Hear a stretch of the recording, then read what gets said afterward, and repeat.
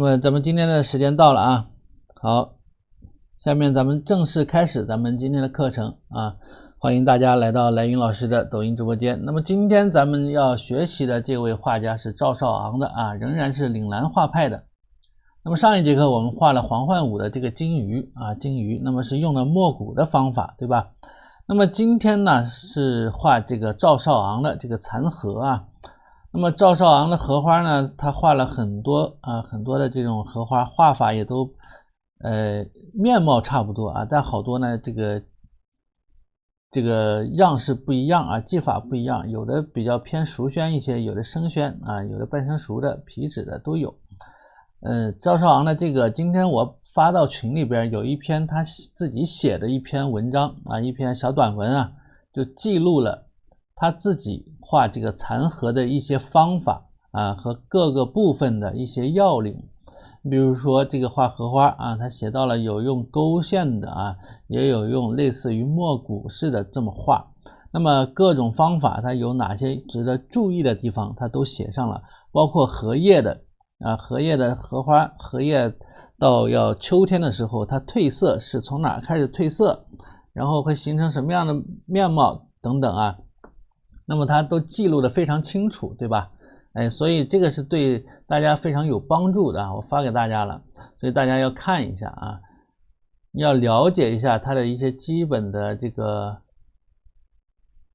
了解它基本的这种特征啊、特点。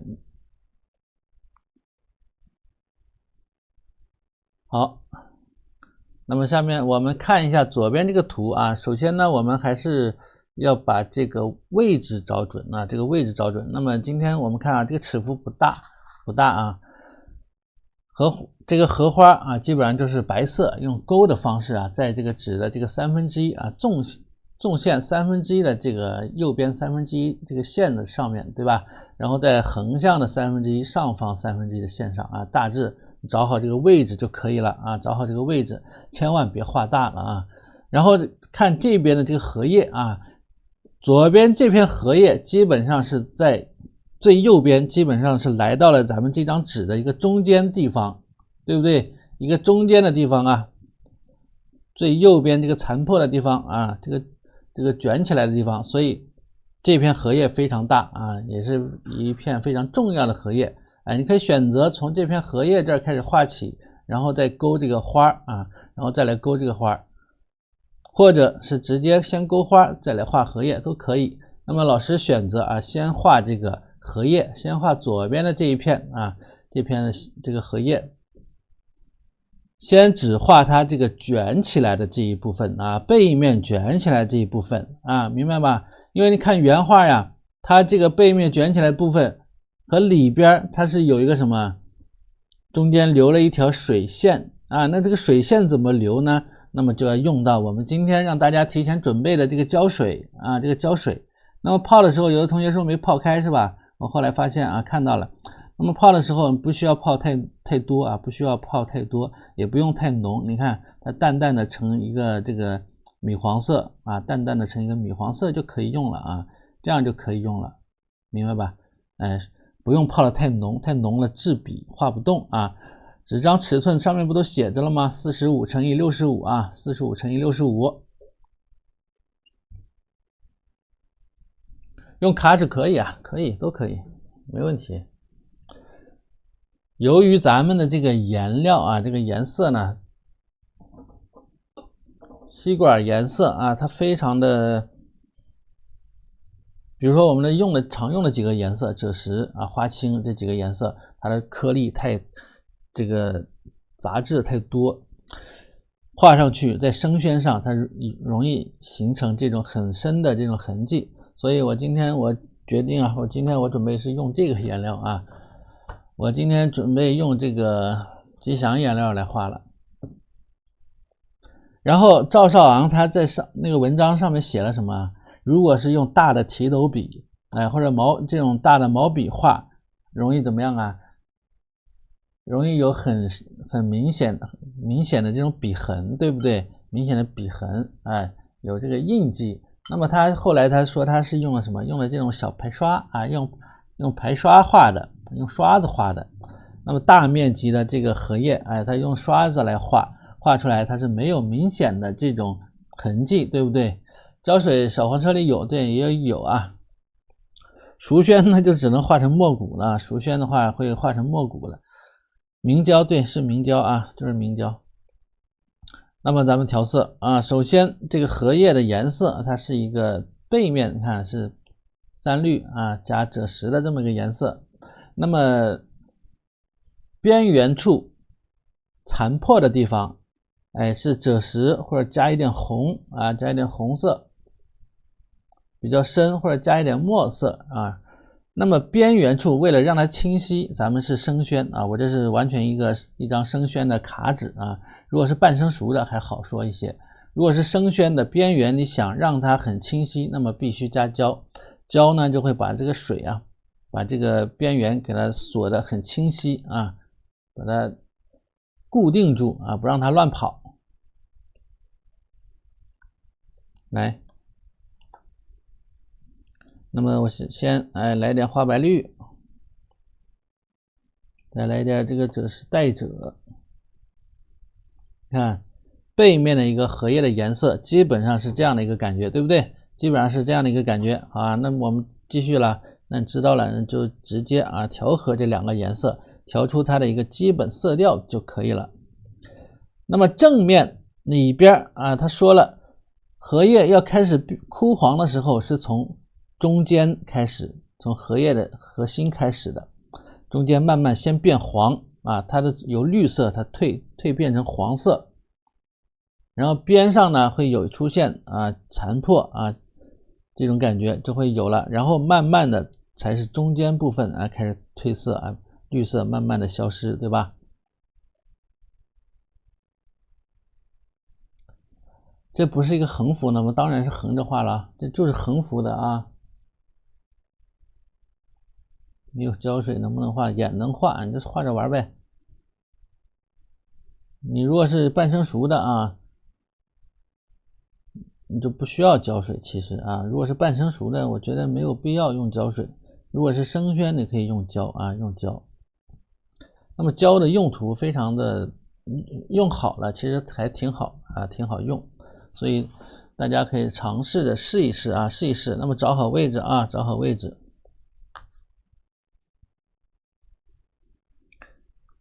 在纸的中间，对吧？它那个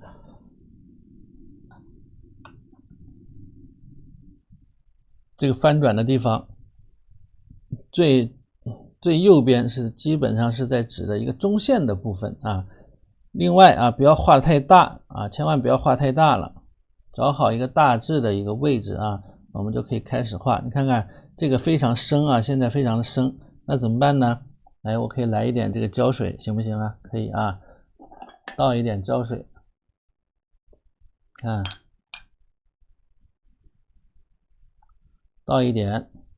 每次用的时候啊，你就这个刷子或者毛笔，你就先蘸一点胶水啊，先蘸一点胶水，蘸好之后用这个胶水再来蘸这个颜色。那么画的时候呢，它不会太阴啊，不会太阴。你看这一笔下去之后好多了，而且没有把它们这个笔痕也给消失掉了，对吧？笔痕也消失掉了，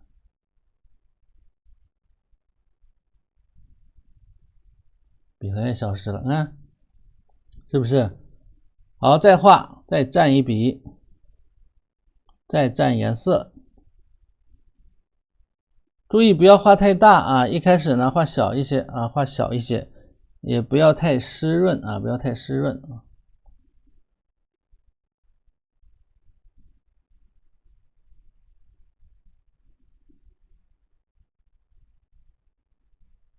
你看它画哪儿呢？画的基本上是下方这一块啊，画到了这儿，下面中线的地方，基本上按照这种荷叶啊，荷叶的这种生长的结构啊，一块一块的这种感觉，把它画出来，是吧？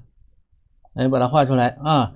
好，那么水头千万不要大了，我一开始啊这两笔呢，我一开始没有画好啊，没有控制好水头，因为我调色的时候，这个排比里边是有水的，所以我再蘸胶啊，再蘸颜色，那么里边的水就把胶往外冲，哎，冲到了边缘处，你看到没有？放大看一下啊，放大看一下。那么这一块是一种冲胶的形成的这种边缘痕迹啊，有明显的这种边缘，看到没有？这块啊，那么这是你看这边就没有，底下就没有，看到吗？底下就没有，哎，底下的水分就控制的好一些，上方的水头大了啊，把胶冲到边上了，是不是？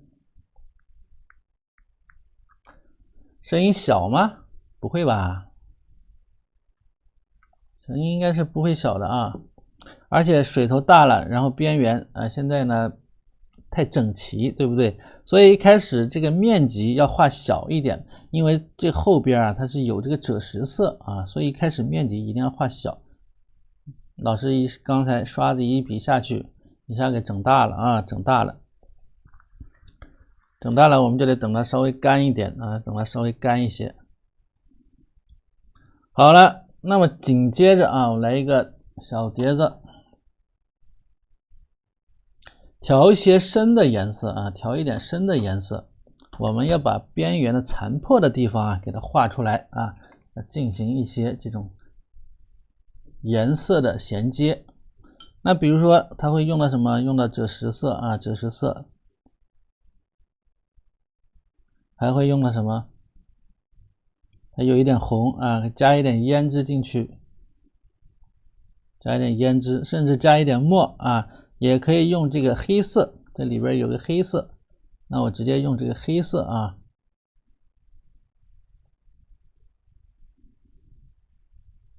黑色放旁边啊，先不要着急，给它挤到一块啊，先放旁边，这样调色很危险啊，容易把纸给弄脏。花白绿加了赭石嘛，花白绿加赭石呀。加了带赭啊，花白绿，不好好听讲啊，花白绿加了带赭啊，加胶，笔上加胶啊，加了胶之后再来调这个颜色，不要太湿了，记住不要太湿，稍稍的干一点，浓一点，可以稍微浓一点的啊，那么再来加一点颜色，明白吧？好了，那么前面啊，它有一些偏土黄一点，那么我们再来一点土黄，偏浅一些的。好，我们试一下啊，先选择一个地方试一试。毛笔要干一点啊，笔尖加一点胶啊，加一点胶。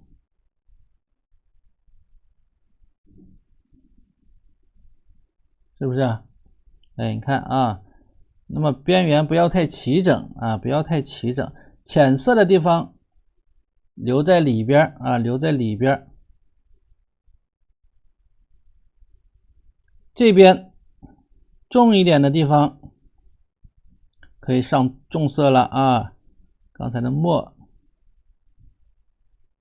还有这个赭石加的胭脂的颜色加入进去。边缘给它稍微破坏一下啊，不要让它太齐。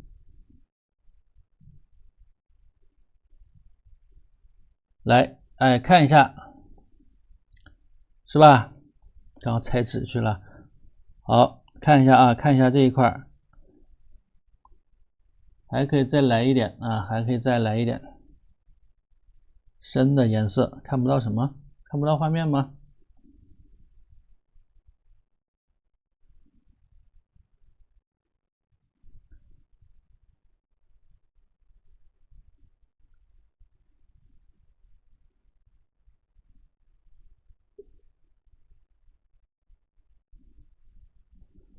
看到没有？上面看不到，上面没了，上面没了。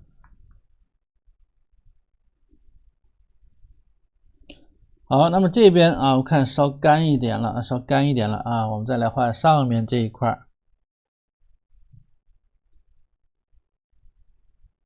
能看到吗？啊，你看看这个啊，看看这个感觉，这就是生宣加胶啊，生宣加胶的一种类似于墨骨的这种技法啊。那么这个赵少昂他自己在里边写了啊，他自己写的很清楚，哪些地方他是用的类似于墨骨的这种技法，对不对？所以你说学墨骨有没有用？有用啊，真的很有用。千万不要片面了，对于学习这个东西啊，格局打开啊，认识要打开，好吧？好，再来，那么这边我们继续再加胶啊，加胶，干一点，毛笔干一点，因为这个边水头比较大，容易把边缘冲得跑得很远啊。如果水没控制好，这边会无限的往左边一直在扩张，所以一定要控制好，控制好。那么这个形状啊，它有一点完整，那就完整就整一点。它原画画的是参差不齐的，对不对？咱们这个因为一开始我水头没把控好，大了一点啊，冲跑了。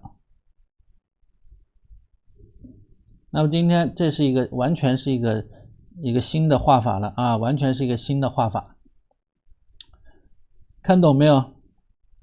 是用不是胶反水就是胶啊，就是胶液胶水啊，不是胶反水，没有反，不需要反。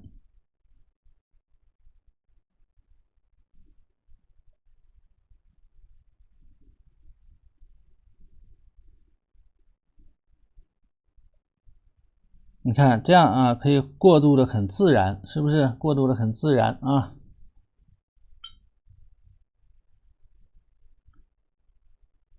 所以你看赵少昂他这个颜色为什么能过渡这么自然啊？为什么像染的似的，是不是？那都是有方法的嘛。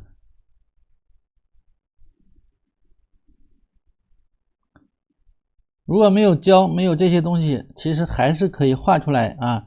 那对你的纸的要求会比较高一些。有的湿画法，拿喷壶把要画的地方喷湿啊，喷湿。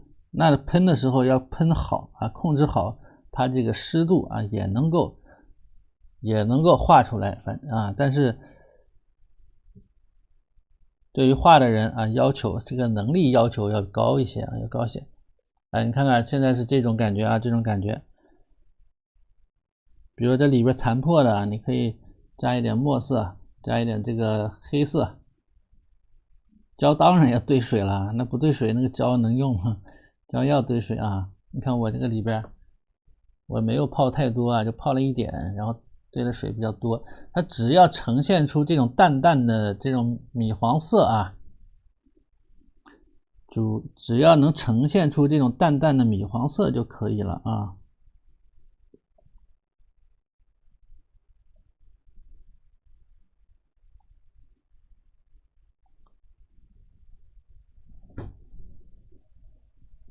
明白吧？那么这一块你看看这片的荷叶漂亮吧？这个颜色是不是很好？很漂亮啊，很漂亮。不要动它了，不要来回画太多，因为你的毛笔里边有水啊，越往里画它越往外跑，明白吧？是个生宣呢，毕竟。好，那么紧接着我们把这一块半块啊，半拉残破的地方给它也画出来。比例是多少？什么比例是多少？这个比例是没有办法跟你说的，因为我也不知道你倒的胶是多少，对不对？你也不可能拿个小秤去称，对不对？我跟你说了，只要是呈现出泡完之后呈现出淡淡的米黄色，用手指头点一点，然后搓一搓，搓干了之后，有一点微微粘手就可以用了啊，微微粘手就可以用了，好吧？嘴巴都快说干了啊！新来同学点击老师的头像啊，点关注，给老师点一个粉丝牌，然后进入到咱们的粉丝群里边，老师都会在里边提前把这个需要的材料告诉大家啊，告诉大家。然后课程里边啊，怎么调配胶水呀，怎么调配这个胶矾液啊，老师都有清晰的视频啊，录制的清晰视频讲解，然后送给大家的。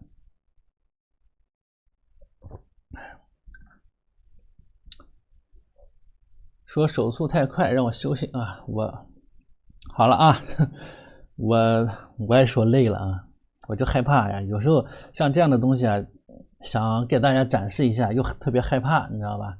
害怕大家这个问题特别多，然后大家手忙脚乱的，我上课我也会，大家的问题啊一直在问，一直问，我一边要回答，我也会手忙脚乱啊，也会有这样的感觉。所以，但是呢，又很想给大家告诉大家啊，这些画法，对吧？多学一点嘛。好，我们再来把这边的这个这半拉荷叶啊，给它画一画，同样是加胶。那么这次控制好排刷里边的颜色啊，水头不要太大了，哎，水头不要太大，控制好，小一点。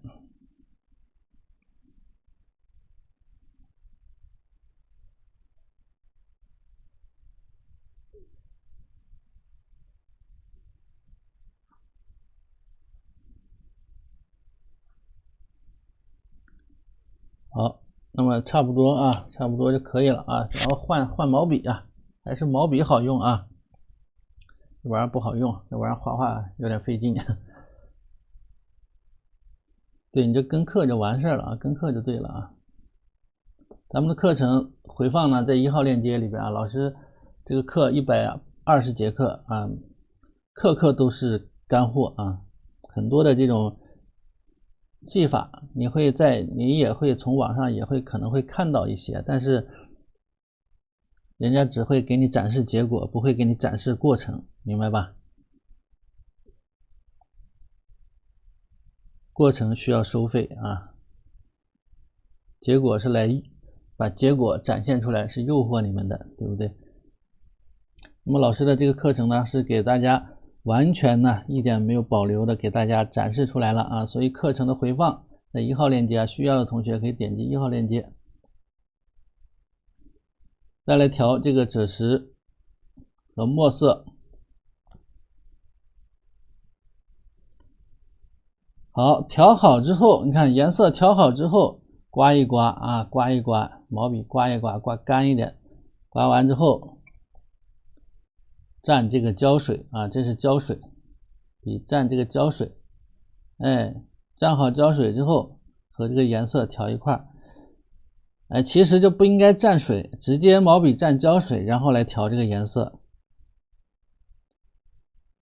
但是有时候啊，如果胶调的太浓啊，它就特别滞笔啊，画出来的东西特别不温润，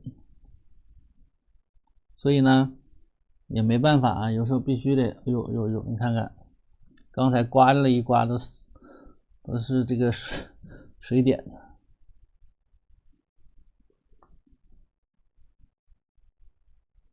调一点这个黑色啊，调一点黑色，对，你先看一看啊。已经够课的同学你就不要着急画了，你先看一看，好吧？这个很重要啊，看画这个东西很重要。很多的画家啊，包括一些名家、大画家，他都是不让人看画的啊，不让人看的。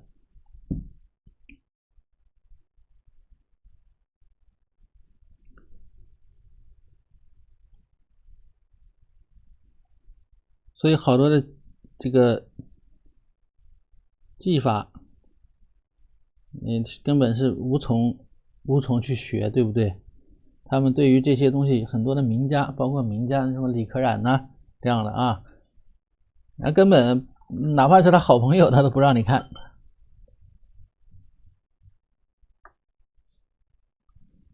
那也是不是每个地方都需要加胶？也不是啊，也不是。比如说我现在啊，这里面补一些颜色，我也可以不用加胶啊。你只需要控制好水头啊，把水头大小控制住就可以了，是吧？稍微控制住它就可以，也不需要每个地方都加胶啊。像这一类的画法，比如说广东这边啊，岭南画派这种比较偏啊，它是一种革命派啊，它比较偏向于创新的这种啊，所以很多的新技法，对吧？那么比如说再说台湾那边呢，现在有一种画叫胶彩画啊，胶彩画其实就是加胶啊这么画的，但是他们画的不好，画的好的很少。好了，那么这一块哎残破的地方我们也把它补齐。那么现在这个荷叶哎它的一个背面的这个样式呈现出来了啊，呈现出来了。一会儿要等到半干的时候，即将要干的时候，再来勾一下叶脉就可以啊，勾一下叶脉就可以。对，加了胶液之后，它比较通透，你看很灵动啊，在里边，对不对啊？那么这个时候，我们接下来啊，我们继续用这个刷子，我们可以来画里边的了啊，画里边。里边的时候，这个赵少昂说了啊。那么里边的这个颜色，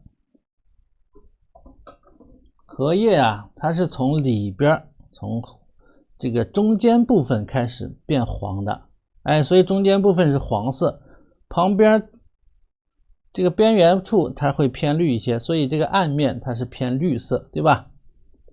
那么好，那么这个再调一个颜色，我们要与它区分开啊，要与这个背面的荷叶区分开。那么现在这个荷叶很漂亮啊，五彩斑斓的，所以秋荷，赵少昂说了啊，说他经常啊约着这个好友一起，去在广州的时候去写生啊，有时候经常写生，一写生就是一整个礼拜，对吧？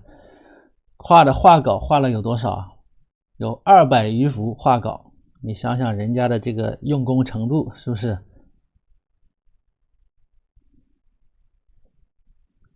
那么我们这边要偏黄一些，那么我们需要调一些这个藤黄啊，藤黄或者鹅黄，藤黄、鹅黄、三绿这些颜色，总之要让它丰富起来啊，一定要丰富起来色彩，有一点西方的这种印象派的感觉啊，色彩很丰富。那么我把这个案例信息我先隐藏一下啊，我调色让大家看一看啊，调哪些颜色。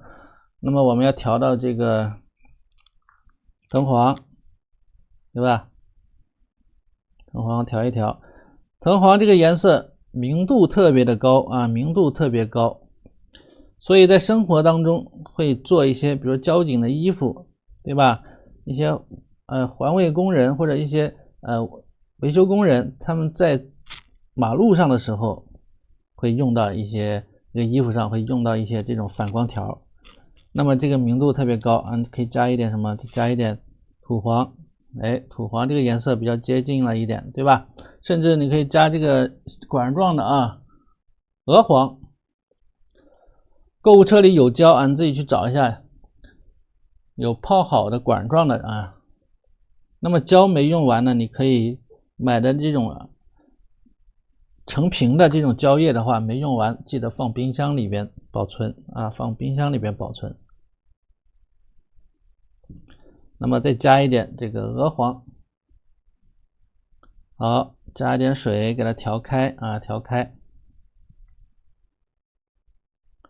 颜色不要太重啊，不要太重。那么笔尖上再蘸胶液啊，蘸胶液给它搅和到一块儿，蘸胶液。好，下面我们来画这个荷叶了，画荷叶啊，轻轻的画啊，轻轻的画。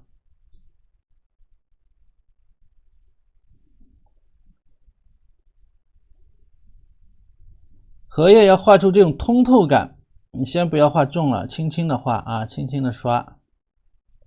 中间的地方有的甚至不画到啊，不画到，留有一些空白，看到没有？留有一些空白呀，不要完全刷到了啊，不要全刷到，别画过了。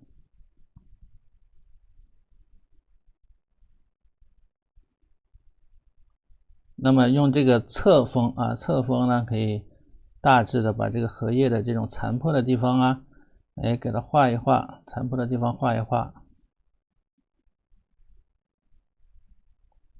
好，中间部分哎偏黄色，偏这个鹅黄要多一些。那么我们调一调鹅黄，笔尖蘸一点胶液啊，笔尖蘸一点胶液。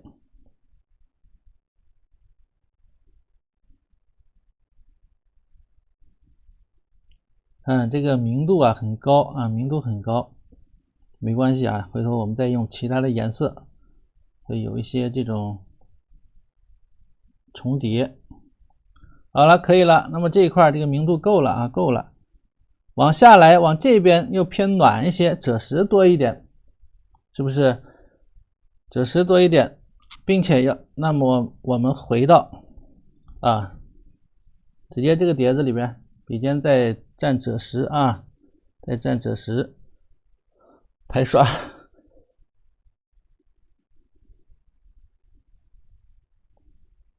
拍刷你们可以自己去找啊。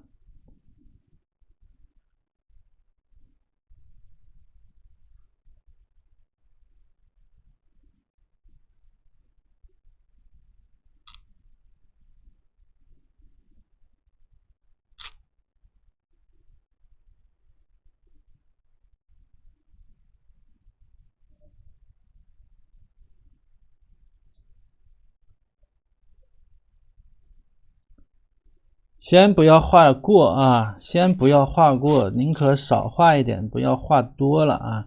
包括整个的形状啊，拿不准你宁可少画一点，但是千万别画过了。好了，这时候可以收手了，可以收手了。这个刷子，你五金店的刷子肯定不行啊，你是要做什么？做刷墙是不是？啊。这网上不是说吗？这个学美术生毕业了可以干什么呀？当泥瓦匠啊！实在没活干，咱刷墙比一般工人刷的好。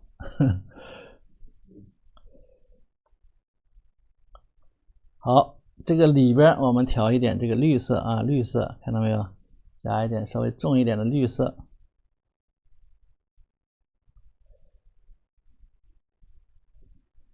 一个草绿色，然后刮一刮，在碟子里边刮干一点，笔尖上蘸胶，加胶，加完胶之后，再来蘸这个颜色。那么毛笔里边它就含有充分的胶和颜色了。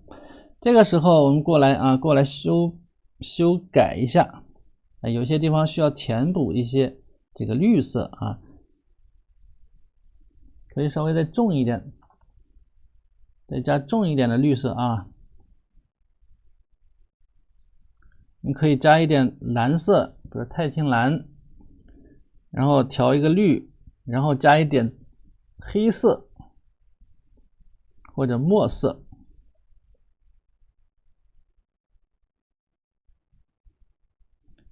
看到没有？那么现在这个绿就比较重一些啊，比较重，适合画这个最深的地方。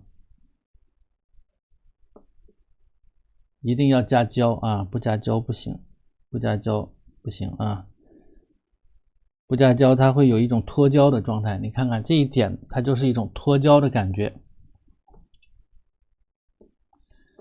你看到没有？大家有没有画画的时候出现这种情况？边缘特别清晰，对不对啊？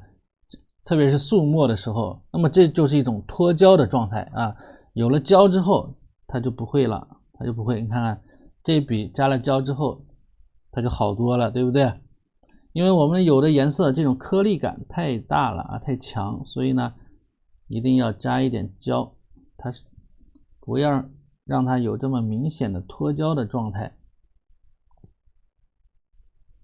因为它还留了水线呢，画的非常的细致啊。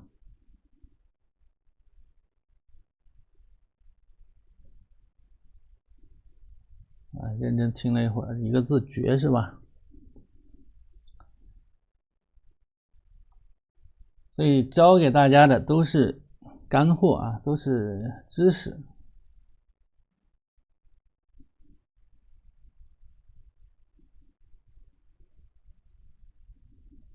学习的道路还很长啊，大家学习的道路还很漫长啊，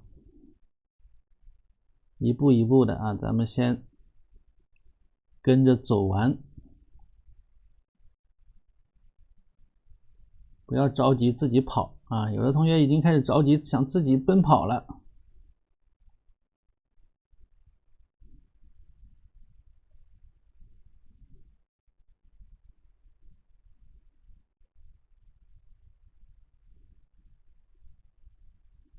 不管无论是喜不喜欢啊，或者以后我不会那么去画，对不对？你首先得了解这个东西，对吧？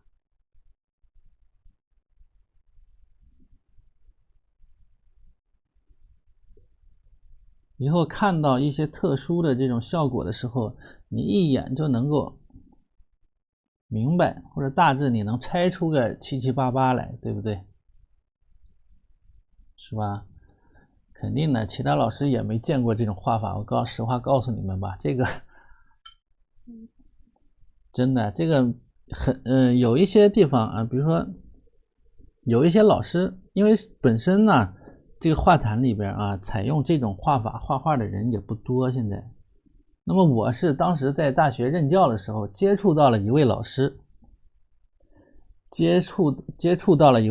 他是这么画画的，明白吧？我看过他画几次啊，看过他画画，不然我也不知道啊，实话告诉大家吧。所以说，你说要不要学啊？你不学，你没看过，你根本，你光知道家教可以画画，家教怎么画，谁也不知道，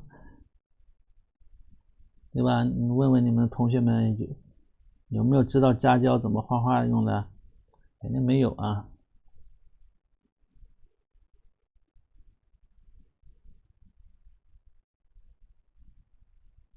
都是听说过没见过啊。我以前也是光听说过啊，没见过，没见过人家画画的一个过程，这个很重要啊。看完之后，其实呢也不难啊，只是需要多训练啊，要掌控，学会掌控这个笔墨就可以了。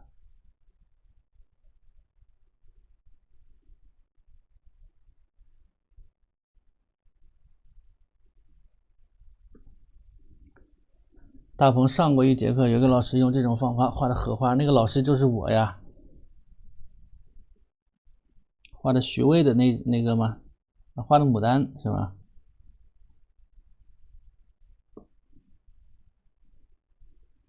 那个画的牡丹，这个方法就是我提出来的，好多老师好多他们也都不知道啊。包括徐渭那一节课啊，我说徐渭那个是加了胶画的啊，大家还质疑，没什么可质疑的，就是加胶了嘛。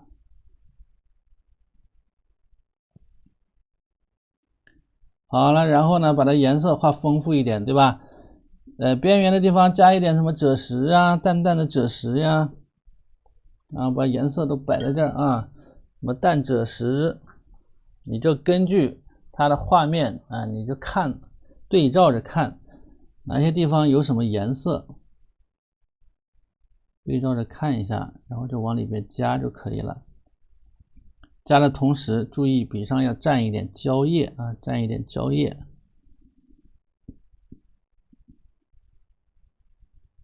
你看，加了胶液之后，它很自然的和这个底色融合到一块儿去了。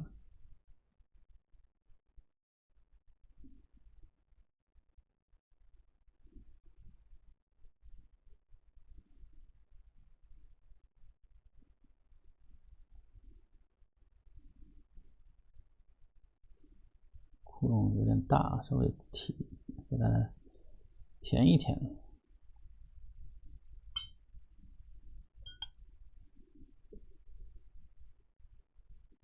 胶液当然得兑水，没有水叫什么液呢？叶子不就是3点水吗？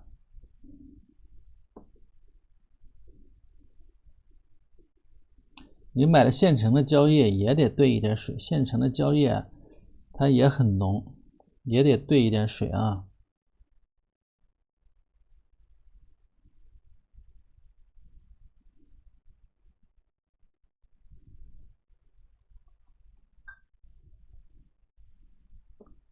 好，再把底下这一块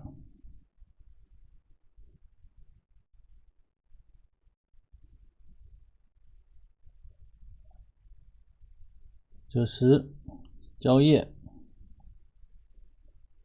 哎，底下这一块填补一下啊，填补一下，特别是这边这个下面啊，这个下面手速快一点，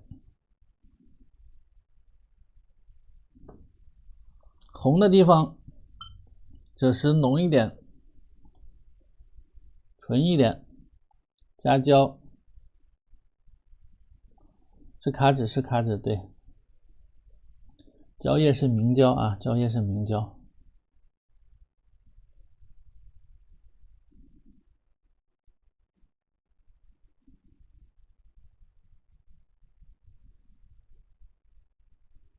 边缘啊，特别是边缘的地方，你要想锁住它，不让它往外扩展，就得加胶，水头不能大，水头一大，胶容易跑。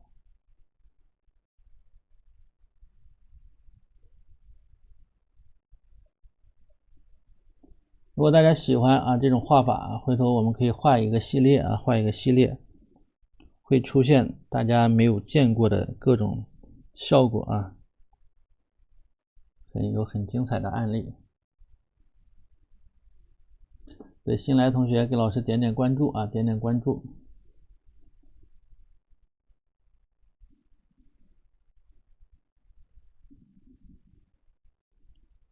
比如周思聪啊，周思聪画的一些荷花的作品里面，他也有好多都是加了胶的。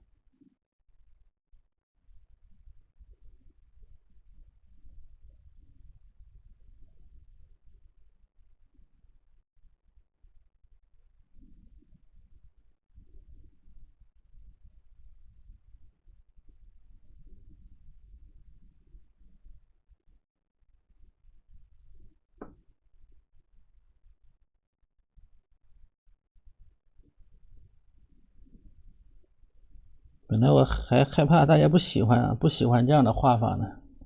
在安排这个课的时候，我还纠结了一下。本来这个通知应该是昨天早上发的嘛，我纠结到昨天晚上才给发给大家。害怕大家不喜欢，我准备改案例的。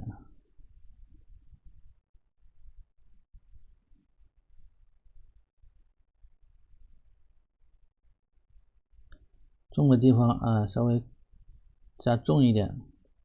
那么其他的画法呢，和正常的画法是一样的，只是说我们蘸色的时候需要加胶啊，就你蘸色的时候加胶就可以了。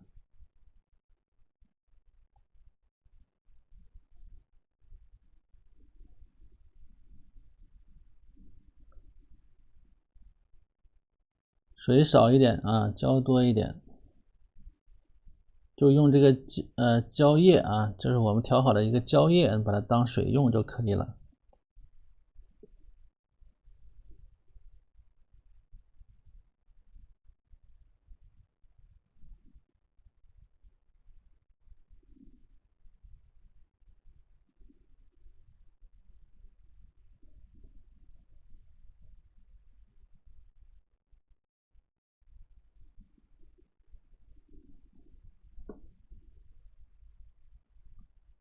好，我们再找一找啊，就找一找哪些地方需要重的地方啊，你就给它加重一点就可以了嘛。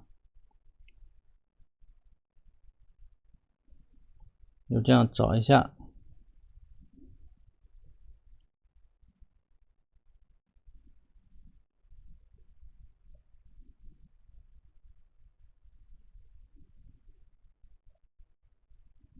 好，那么现在啊，我们这边等它干一干，干一干之后，我们用这个比较干的重的颜色来勾叶脉啊，勾中间的这个这个荷叶的核心。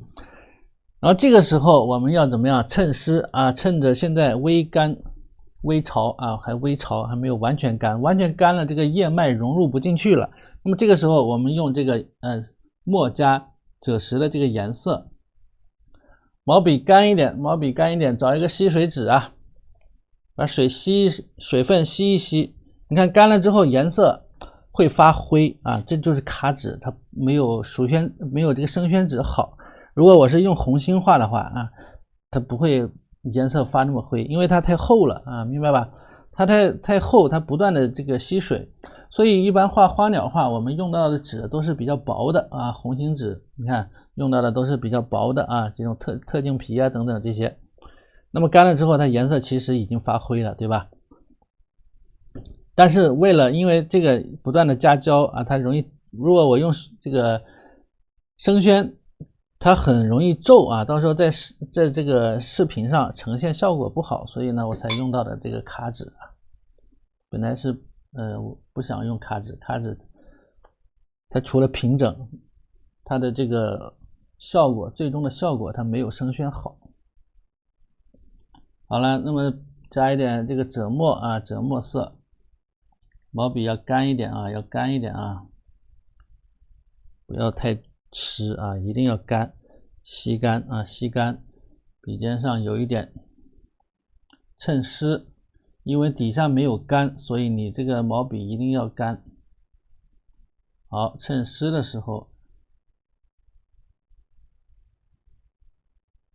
荷叶、叶脉给它勾一下。那么赵少昂他这个文章里边，我发给大家的文章，大家看了没有？他就说了啊，他有些呢是用的这个比较浓的这个墨色去勾这个叶脉，对吧？那有些地方应该顺势的进行一些皴擦呀，补一点颜色啊，干了之后颜色有点浅了，有点过分了啊。底下这边啊，颜色呢再淡一点啊，再淡一点。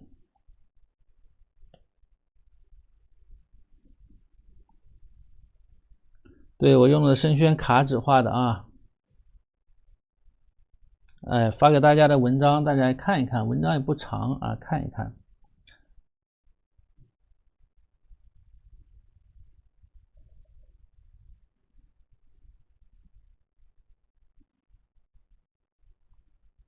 所以老师的教学还是比较严谨的，对吧？那么基本上啊，如果能找到一些这种，就是别人啊，画家、名家他自己的这些画方法的这些语录啊，或者文章啊，那是最好的。那发给大家啊，大家学起来那是原汁原味，对吧？原汁原味。所以我的手机里边啊，有一个手机那个看文章的这个 APP 啊，就随时都能够进行资料的查找，包括之前给你们做的所有的课程啊，格高思义、赏析课、技法提升课啊，写意技法提升、工笔墨骨技法提升、彩墨青绿技法提升，做这些课的时候，那每一节课的这个知识点都是我自己找出来的。那么我找的时候，我就是采用了这种方法啊，先了解这位画家啊，有些我是比较熟悉的，有些我不熟悉，我只能是也是通过这种阅读的方式，对吧？要保证知识的输出它具有正确性，对吧？它具有起码不能说，我不能说达到100%，我起码不能一点正确性都没有，对不对？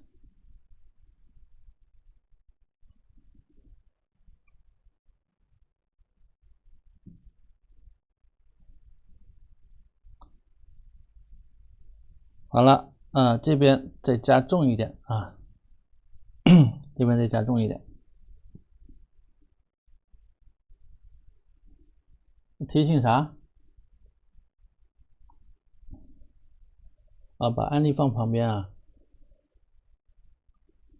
案例咱们群里边都有啊，新来的同学进入咱们的这个粉丝群里边，好不好？进到粉丝群里边，点击老师的头像，给老师加个关注啊，然后点亮一个粉丝牌，点亮一个粉丝牌。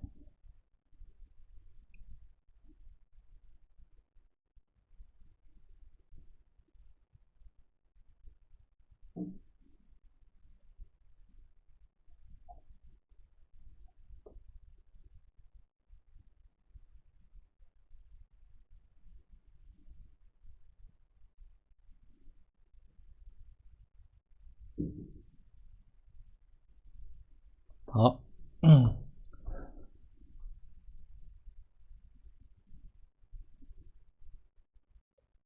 哎，录课了，录课了，吓我一跳啊！录课了，还以为没录呢。好，我们把中间这一块啊，中间这一块给它画出来。那么中间这一块颜色重一些啊，墨加赭石，墨加赭石，墨加赭石啊。毛笔要干，毛笔一定要干啊！加胶水，加胶水。不要加水了，直接加这个胶水来调啊！不要加水，干一点，因为底下湿啊，底下现在还没有干啊，还比较湿，所以呢，我们这个这一块呢要重一些啊，重一点。你看这么干的这个颜色啊，画出来还是感觉特别的湿润，对吧？特别湿润啊。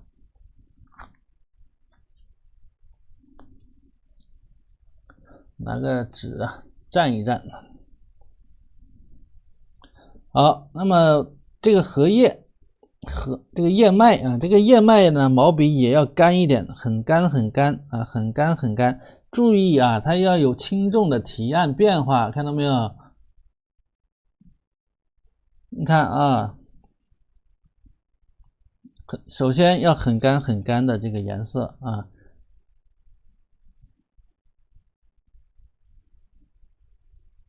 有一些飞白，看到没有？因为这个还太湿了啊，太湿了。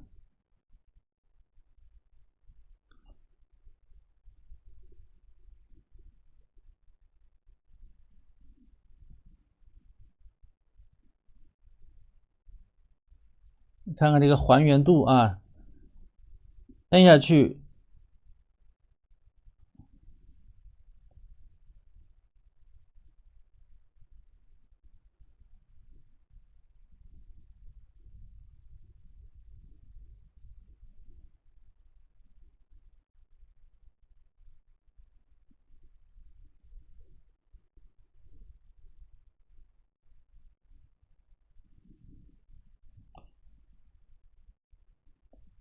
老师的这个课啊，如果你有基础的话，你画起来你进步会飞快；你如果没有基础，你进步会更快。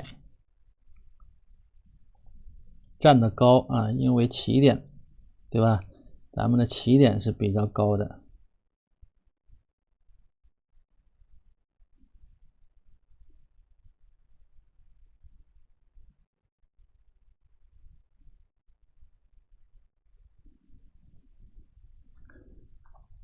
你看岭南画派的啊，岭南画派的这些人啊，赵少昂啊、黄焕武，对吧？再往上，高奇峰啊、高剑父，他们画的荷叶，你可以从源头上找到这个来头来源，对吧？他们画的都比较接近啊，一脉相承的这种感觉。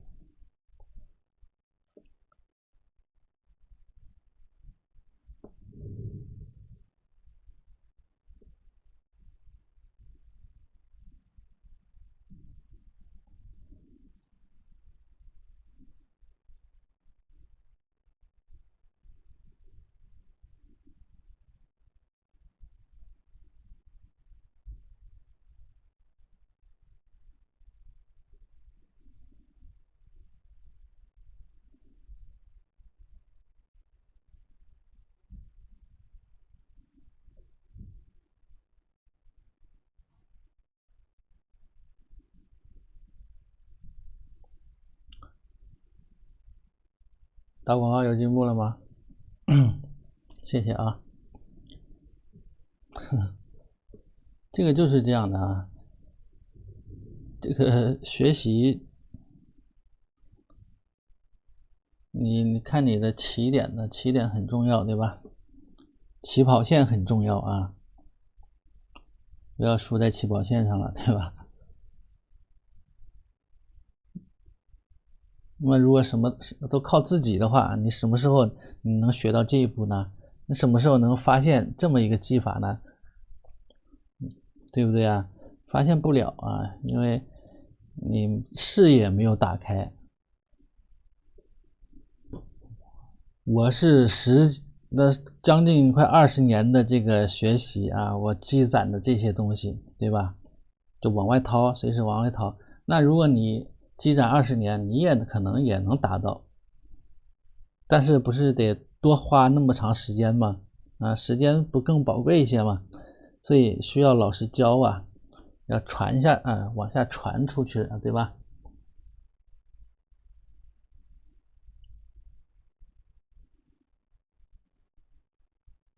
况且咱们的成本这么低啊，只需318，你就能得到这些技法，还不只是一节课，对不对？好，那么这篇荷叶啊，我们就差不多啊，暂时呢先这样了。里边比如说这一块其实是可以稍微再加重一点，加一点这个刚才用到了这个鹅黄啊，鹅黄或者直接用朱标。那么鹅黄我加一点赭石进去，加胶啊，加一点胶吧，干一点。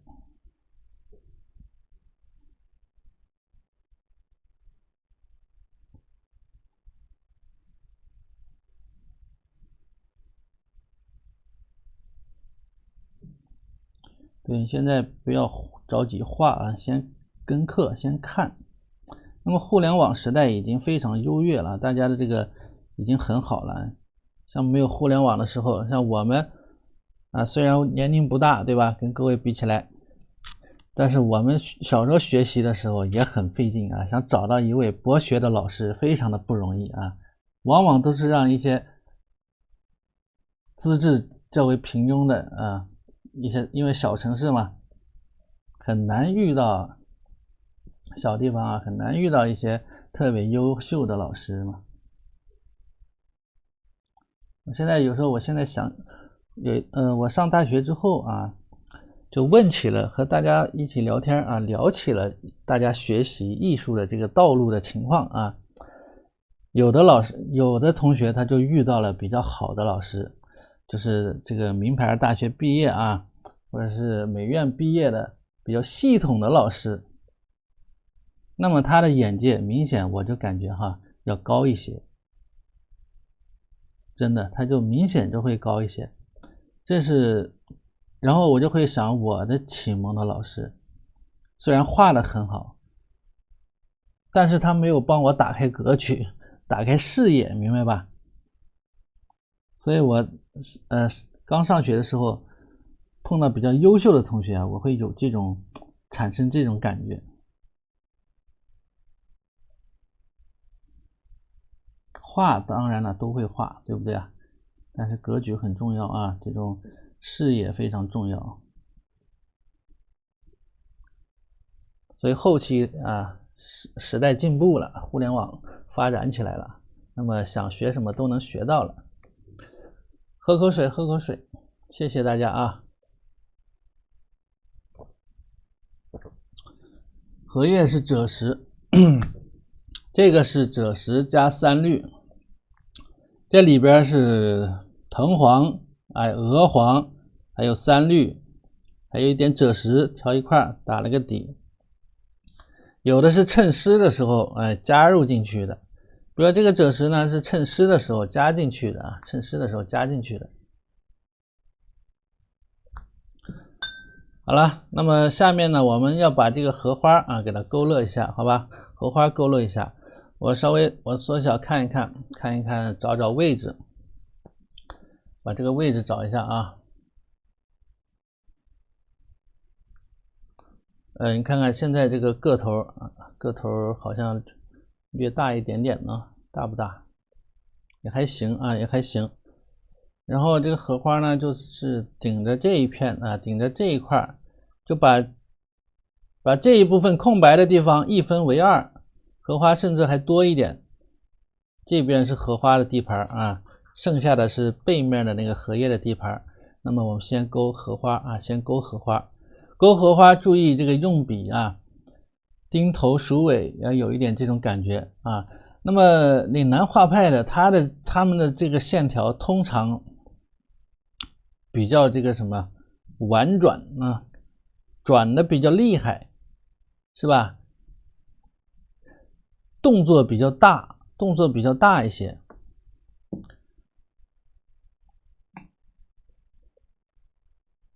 可以找一支长锋一点的啊，细一点的，这个类似于勾线笔的毛笔钩啊，类似于勾线笔的毛笔钩，会保险一些啊。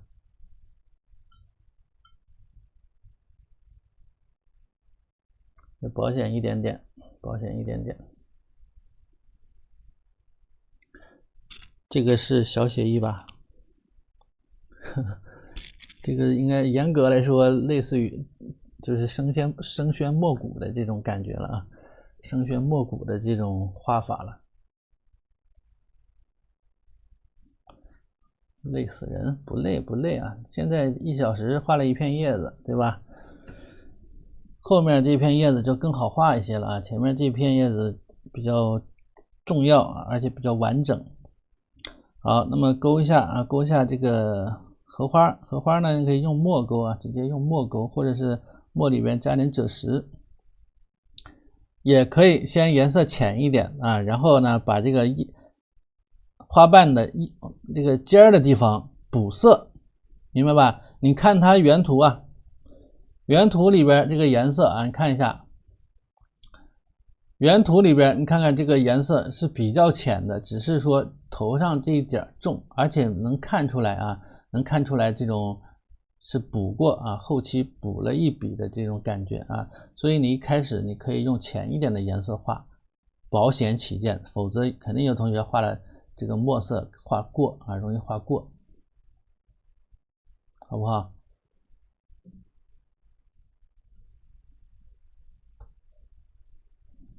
好，那么我现在把它放大一点啊，把荷花勾一勾，放大一点，荷花勾一下。1号链接，对，1号链接，我图放出来你就挡着我画画了，你图放出来大家就看不到，如果太大就看不到我画画了，知道吧？你点击老师的头像，进入老师的粉丝群里边，这些图啊都会发给大家的，提前发给大家。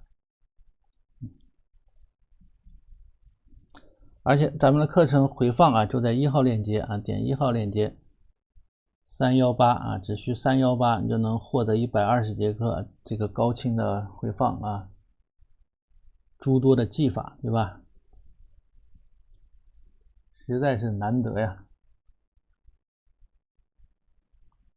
好，这个调一个淡墨的颜色啊，淡墨。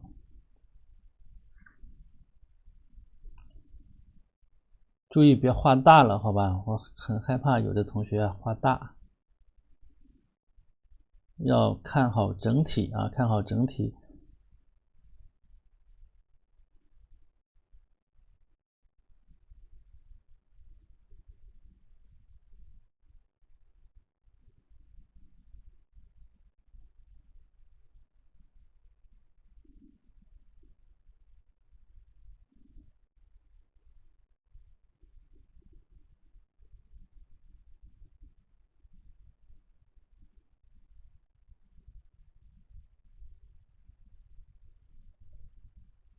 感觉有点重了，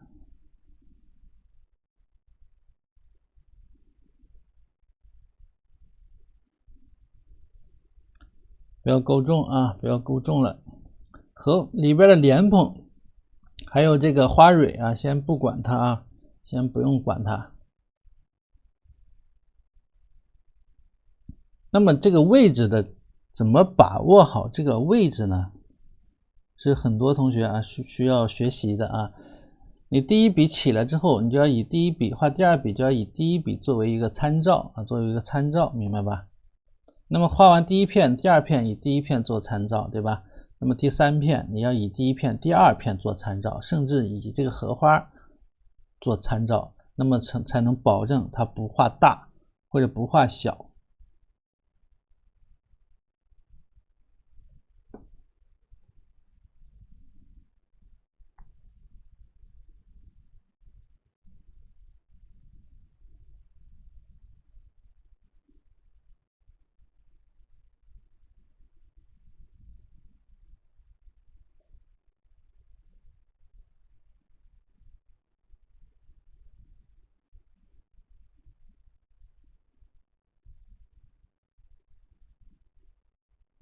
勾线的时候啊，凝神屏气。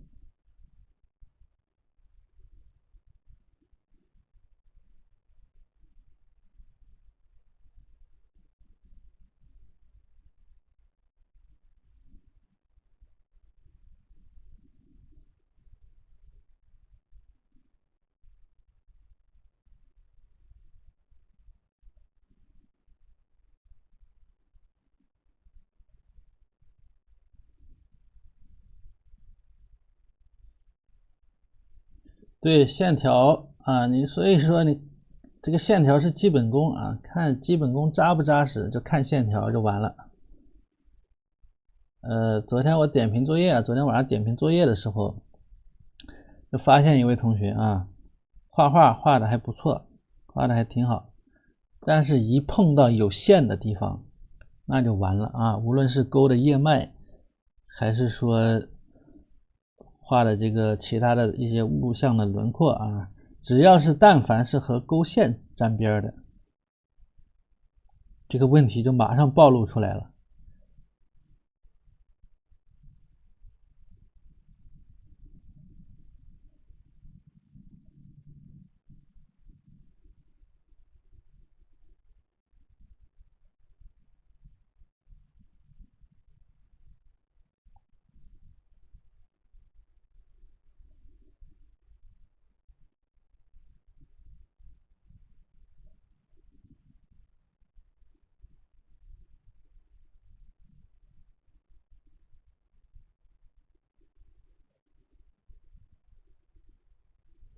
这一块画大了，好像啊，这一半画大了一点。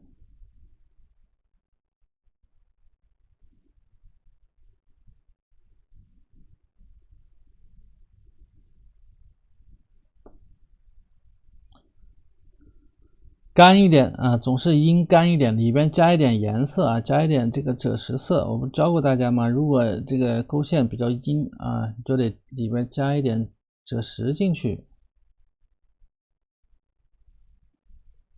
加一点赭石进去啊。是没登过太空吗？我是吗？我昨天点评的是3群的作业啊，是3群的作业。昨天晚上啊，终于把3群的所有作业都点完了啊。今天呢，开始点1群和2群啊，就开始点1群和2群的了。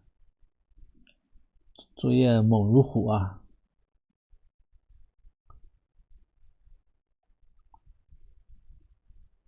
天天给我点到大半夜。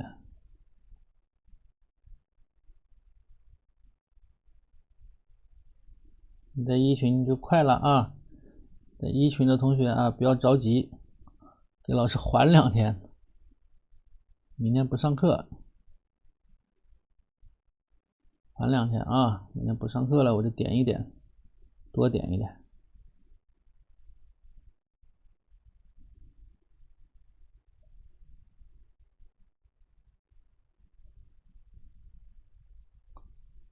每个群200人呐，相当厉害，每个群200人。现在3个群已经满了，第4个群开始了啊。第4个群好在目前还没有人交作业。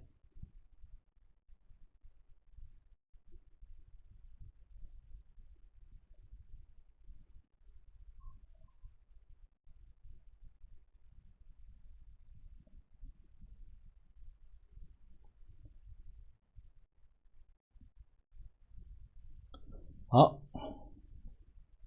是吧？要勾的比较流畅一点啊。那么回过头来啊，它这个尖儿的地方可以用重墨稍微再加一加。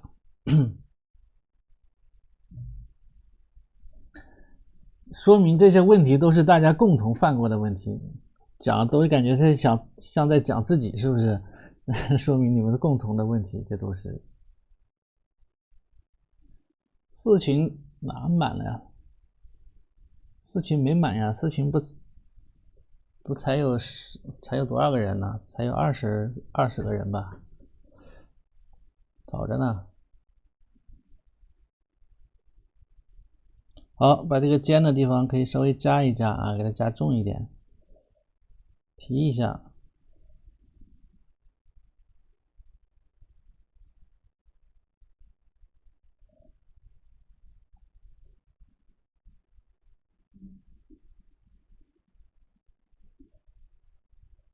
提一提，哎，这样就可以。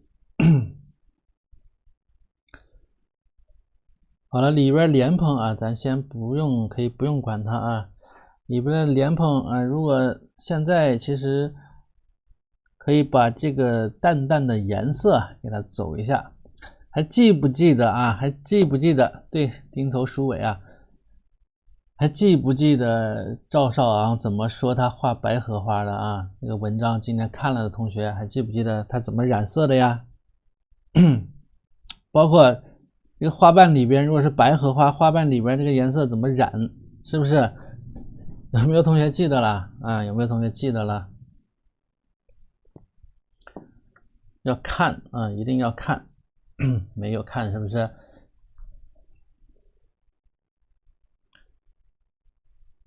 所以这就是老师与学生的差距。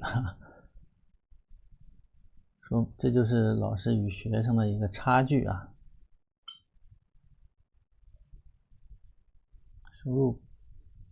收入不可观啊，咱们这个课要上到7、8月份啊，没什么可观的啊。我还不如出去给别的某些机构啊，帮人家设计一套课，还快。好，我们首先用一个3绿加这个黄啊打底，对，浅的灰绿色啊，3绿加藤黄打底啊，3绿和藤黄打底。荷花画小了一点是吧？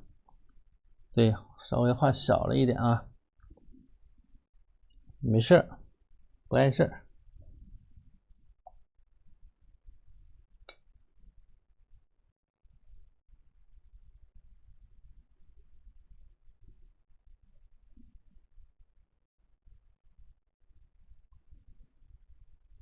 我剪什么纸？我都快累死了。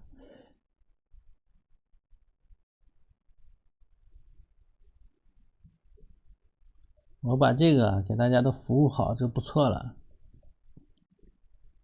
啊，把作业点好，把大家教好，把课上好，对吧？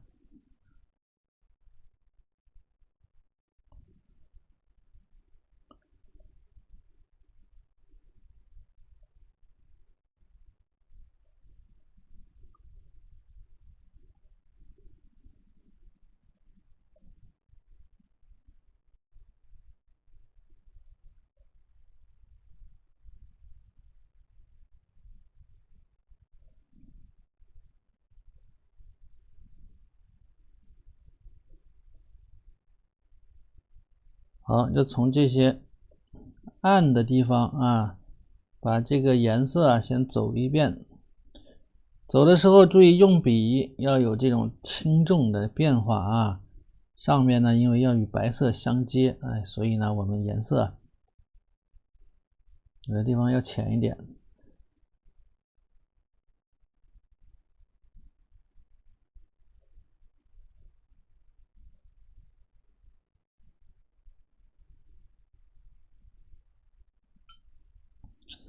比如说还可以怎么样啊？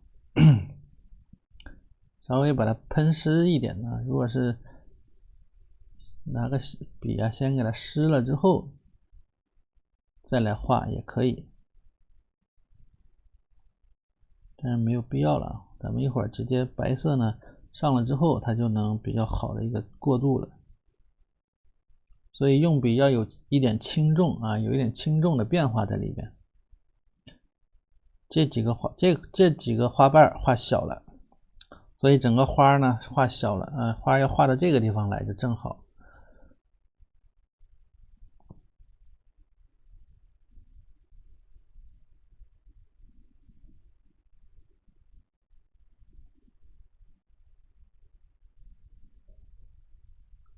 里边有个莲蓬啊，所以呢这个里边可以不用画，这一块呢可以不用画。有深有浅啊，这个不是都是很深的这个绿色，看到没有？这一块比较重一点啊，到了花瓣的背面啊，背面呢这个绿啊，淡淡的绿啊，浅一些。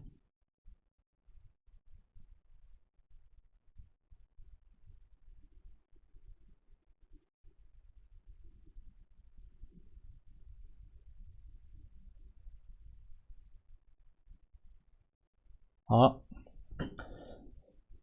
紧接着我们就上白色了，就白色了。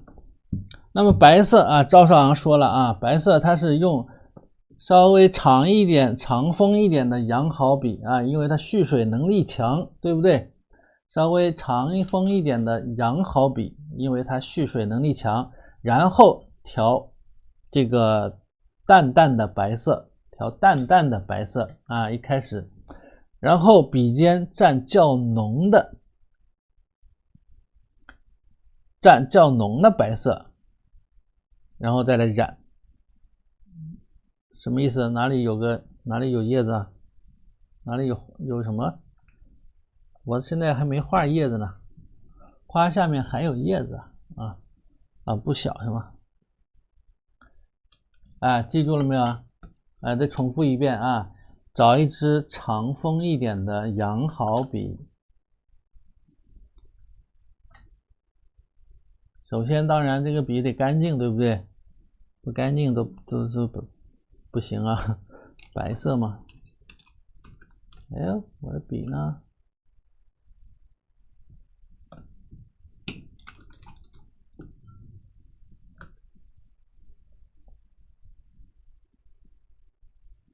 凭实力人气飙升，那都是狂飙啊，完全是凭实力。初来乍到啊，人生地不熟，找来找去，哎，也就是这样的啊，类似于大白云这样的了。工具还不齐全，来白色啊，太白。刚回家呀，姐妹，不晚啊。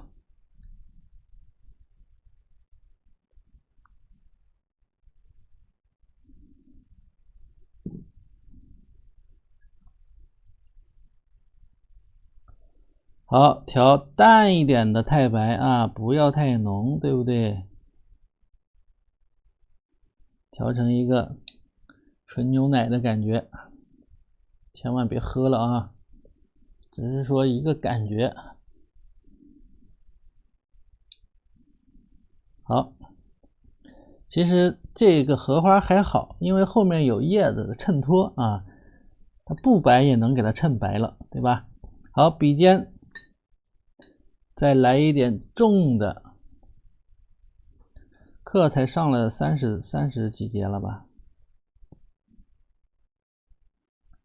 还不到40节呢。太白不用加胶，这个里边不用加胶了。啊，这边上啊是比较重的这个啊白色，比较纯的啊笔尖，它是这么说的啊，笔尖呢调一点这个重的啊，然后我们试一片好不好？试一片啊，它的这个画法，很显然咱的毛笔不够大，锋不够长，哎，它是这样的一个画法。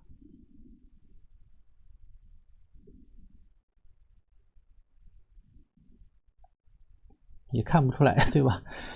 等会儿叶片啊，等后面的叶片呢画好之后，荷叶画好之后就能看出来了，就比较尴尬啊，画的跟没画一样。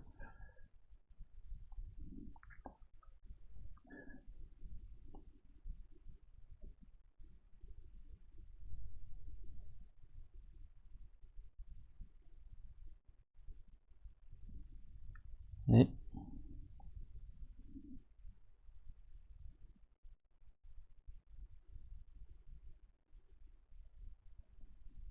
有的同学交作业的时候啊，给老师评论啊，老师的课具有魔性啊，根本停不下来。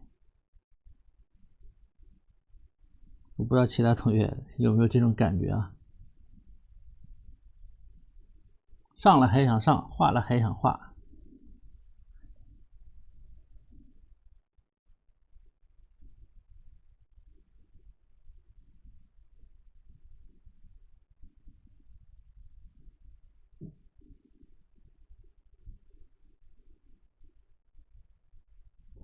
哎呀，所以说呀，当时彭村的这些领导们呐，不听我的，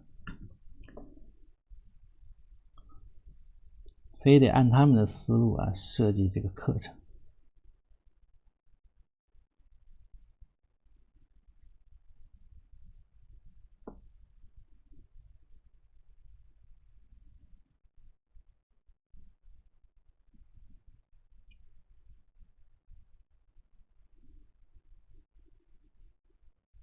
哎，你看一衔接之后啊，这个颜色很自然的一个过渡啊，过渡的还比较自然这一块。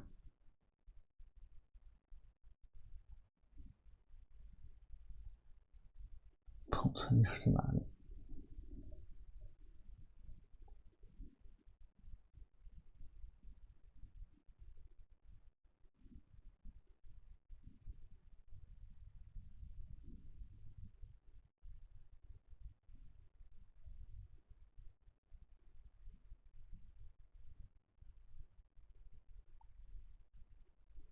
好，你就先把这块啊都染上啊，染上。这个里边就不要画了啊，这个里边不要画了，因为里边画莲蓬啊，里边先不要画了啊。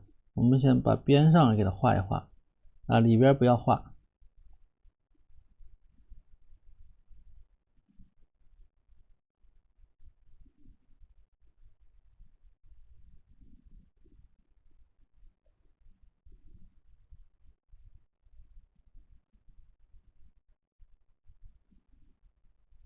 啊，这个其实这个白色啊，其实背光这么一看啊，有时候光打过来看不见这个白色，但是背光一看就能看得特别清楚这个白。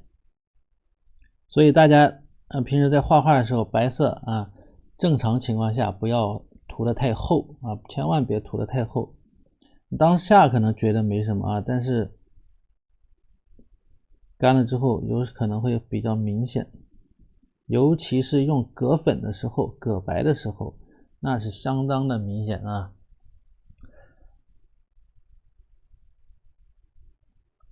这个就是一个生宣墨骨的画法嘛，你看看，哎，这片荷叶现在干了啊，这个状态还挺好啊，还挺好看，对吧？好，这个已经欧了啊，已经欧了。我们现在把这个荷花荷杆先给画一画，把荷杆先画一下，然后来再画那一片荷叶啊。白色不用调焦，白色不用调焦，没有必要了嘛，白色还调焦干嘛？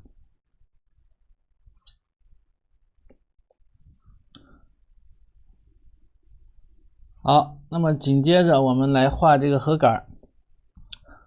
荷杆呢，我们要有这个长锋一点的毛笔，用长锋一点的毛笔啊。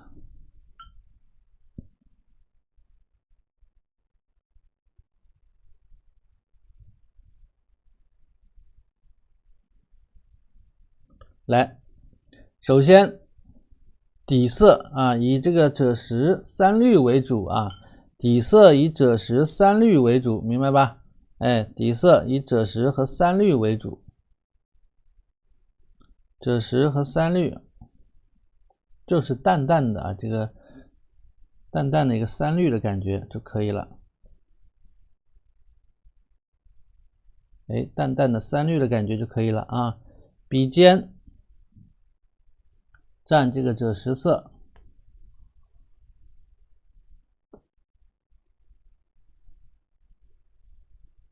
笔尖蘸赭石色啊，赭石色。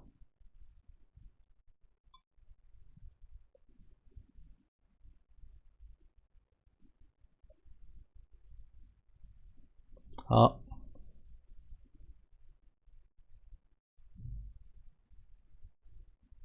看好位置啊，看好位置。那么看它这个荷杆基本上是在这个纸的1/3处啊，从这儿出的，对不对？但是咱们画的时候要从这个上面，从上面开始画啊。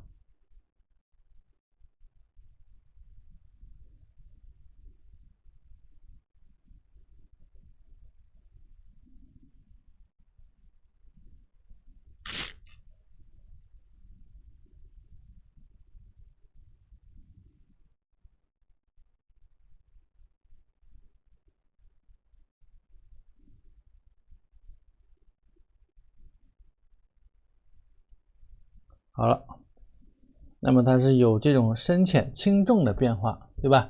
有深浅轻重的一个变化。那么还有一个荷杆啊，就是这个荷花的荷杆了。还有荷花这块啊，染色阴出来了。同样的一个颜色啊，就是一个淡淡的三绿色打底。哎，这个淡淡的三绿色打底，毛笔干一点，笔尖蘸赭石。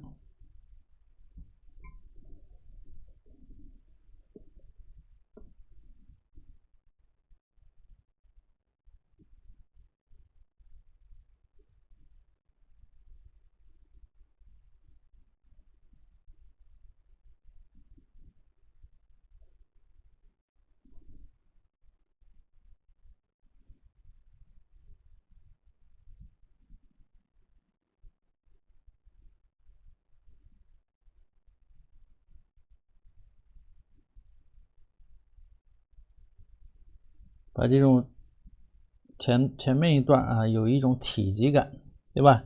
一种圆润的感觉啊，给它画出来。去掉原图干嘛呀？好多同学要看原图呢。好，那么现在我们开始画这个荷叶了啊，又要用到这个胶，用到胶。喝口水啊。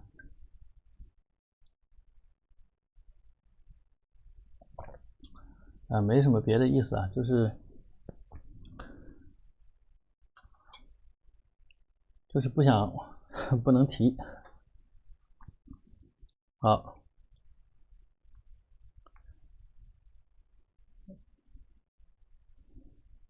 那么同样我们开始啊，从这边翻过来了这个残破的这个翻转过来一点的这个边上的这个荷叶开始画起啊，好吧？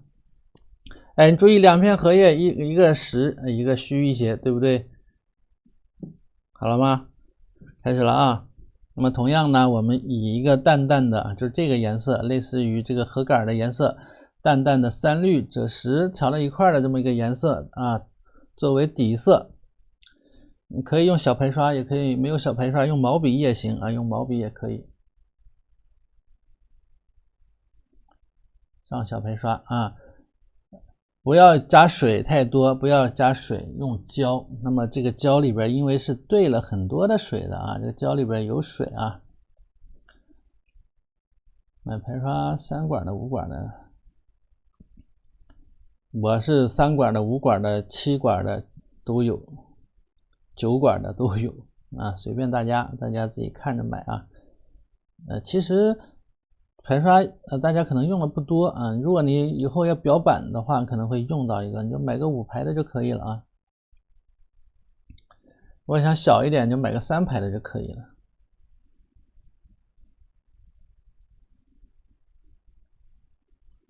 啊，你看到没有？老师这是胶啊，不是水啊。调好之后，我再调一点绿色啊，然后呢，这里边哎有点黄，有点绿，对吧？就是这么个意思啊，黄黄绿绿的这么个颜色。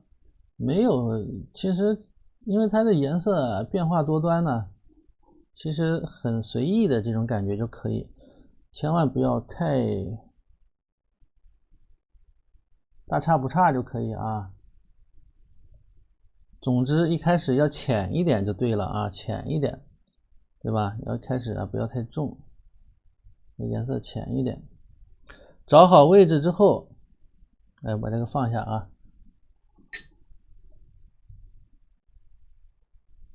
对，加胶没水印啊。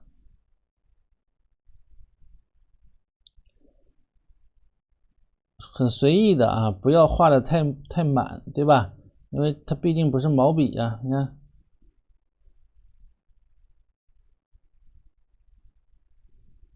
一头小，一头大。比如说重的地方，你可以先不点它，先不画它啊，主要是先画一些底色的地方，对吧？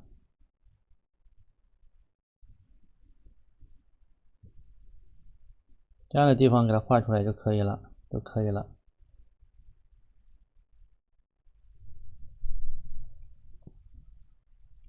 然后用这个赭石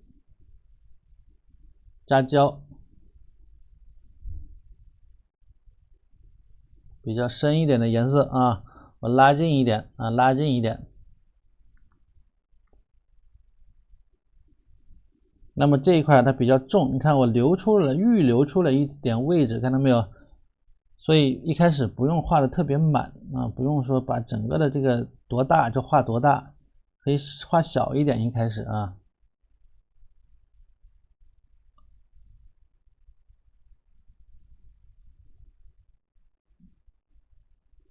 先把深的地方，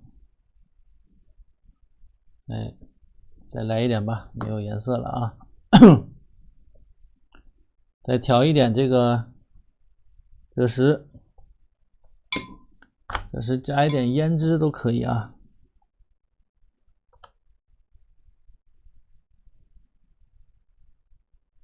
赭石加一点墨，加一点黑色。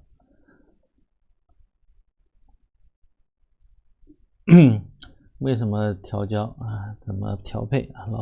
老师嗓子都说哑了，刚来的吧？给老师点个粉丝牌啊！再告你。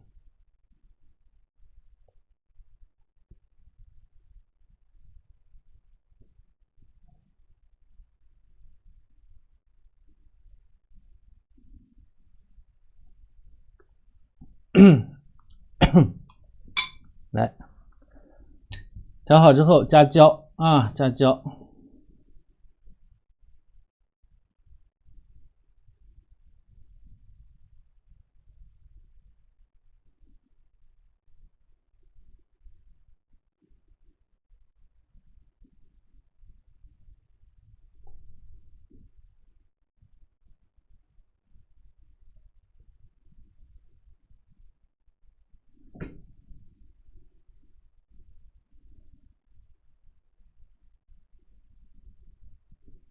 加胶啊，因为加胶啊，颜色它不跑，它这个胶呢，你想想胶水有什么作用？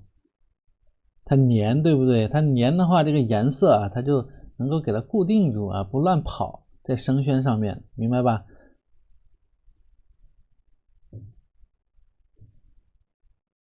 所以我们的颜料里边也有胶，如果没有胶的话，我们的颜色啊，它是无法在这个纸上留住的啊。你裱画的时候，它可能就会掉色了，对不对啊？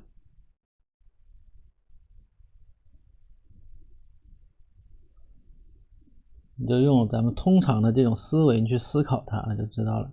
那么画的时候加了胶，举一个例子吧，打一个比方，嗓子哑了，不是感冒了啊，说话说多了，点评作业这2天点评的太厉害了。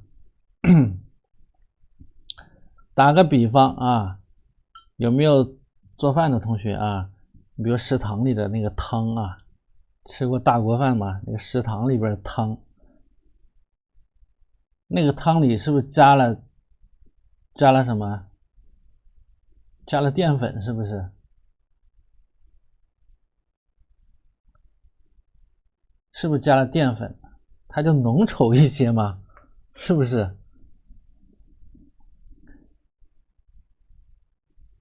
那个紫菜鸡蛋汤啊，加了淀粉之后，哎，勾芡了一下，对吧？勾芡完之后，那个紫菜它就不飘动了。如果是清水，它都沉底下了，对不对？那么同样啊，在这个画里边啊，你这个里边不加胶，这个颜色就跑，你知道就到处跑，明白这个意思吗？对，就不容易阴了，就是这个意思啊。还是有做饭的同学，是不是？哎。所以用生活中的一些知识啊来解释，大家可能会了解的更清楚一些。哎，这个颜色就很漂亮吧？颜色可以自己自由的发挥一下啊，这个老师不限制啊，不限制大家。比如说有些地方还偏红一点，再来一点这个朱色或者朱标。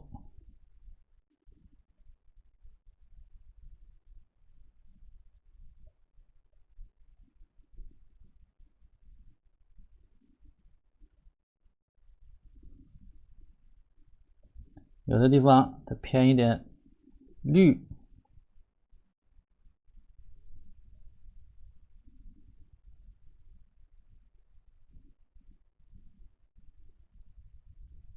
偏一点绿啊。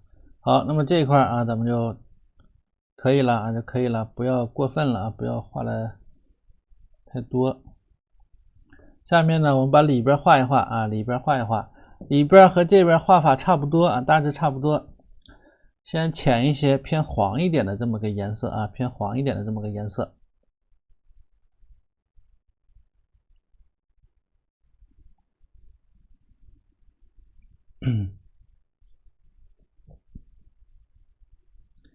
哟，闲云鹤来下班了，家长会开完了吗？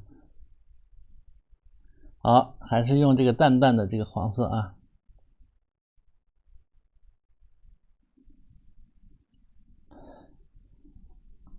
好，不要给其他的这些什么药品打广告啊，他们也没给我广告费，对吧？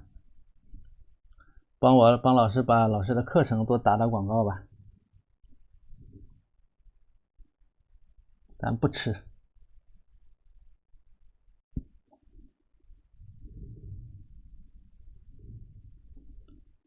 好，这是这个淡淡的黄色啊，开始，哎，从上面刷。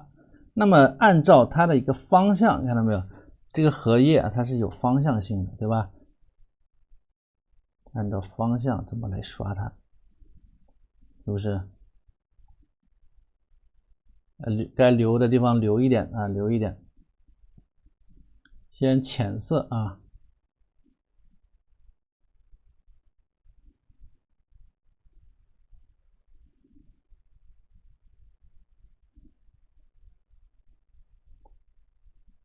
不要过界啊，过界它就容易阴出去，阴出去。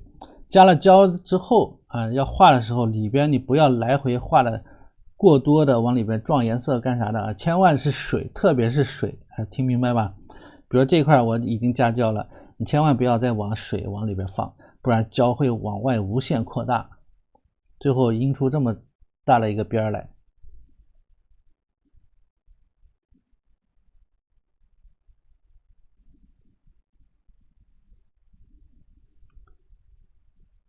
啊，那么这个外边啊，边缘的地方偏一点什么赭石色啊，再加一点赭石啊，或者把这个黄啊、绿啊都可以。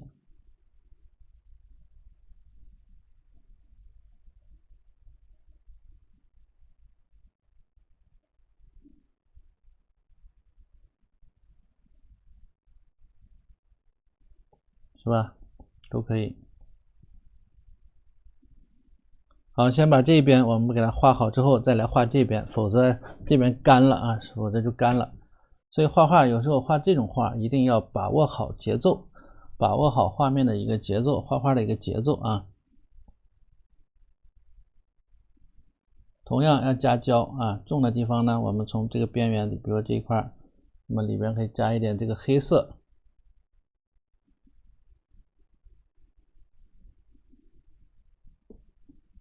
对，没有买课的同学啊，和刷子比起来啊，其实缺的更是老师的课程，明白吧？和刷子比起来啊，您缺的可能更需要的可能是课程。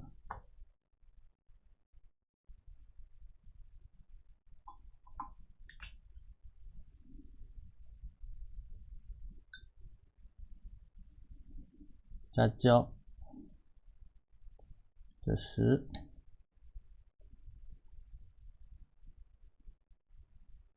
对，我是说没有买课的同学啊。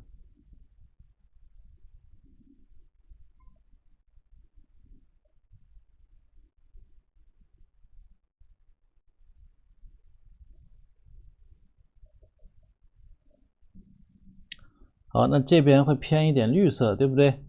这边有的地方啊，上方偏一点绿色，你就刷一点绿色进来啊。比如这边的颜色要重一点，偏一点什么蓝色，加一点蓝色，可以用什么太青蓝，或者是这个蓝叫做美蓝啊，叫做美蓝。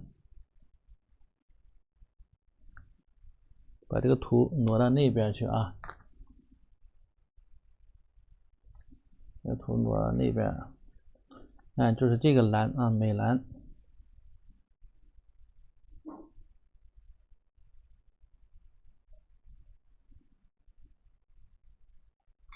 还可以加一点深一点的蓝啊，深一点的这个蓝，加胶，一定要有胶啊，不要有水，一定是胶，明白吧？虽然胶里边它有水，但千万不要用水，水会把胶冲跑，水会把胶冲跑，明白这个意思哈？所以不要用这个，不要用水啊，不要用水去调，要用胶去调。这个胶是不是有点不行了？这个胶里边可能画的多了，这笔里边有水，再倒一点啊，再倒一点新的。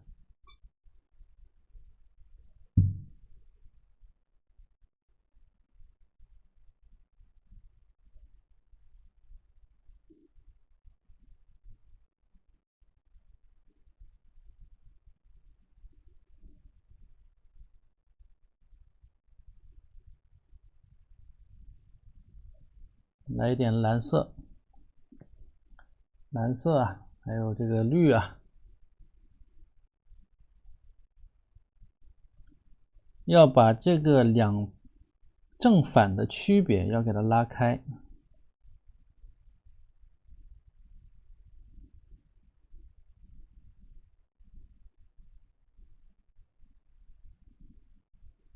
所以这个边缘很重要啊，处理的时候。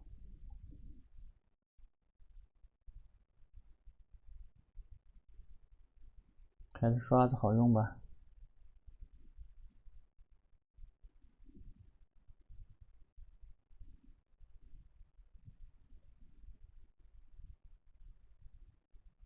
你看这边已经是被水给冲过了啊，所以它形成了这个很明显的这种边缘痕迹啊，所以这个是冲胶。有时候画一些画啊，经常会利用，有时候会利用这个特点啊，画出一种特殊的这种肌理效果啊。有时候需要这种肌理效果的时候，所以画画的时候有一种方法叫冲胶法。这个以后再讲啊，以后再学好吧。课程还长着呢，慢慢来啊。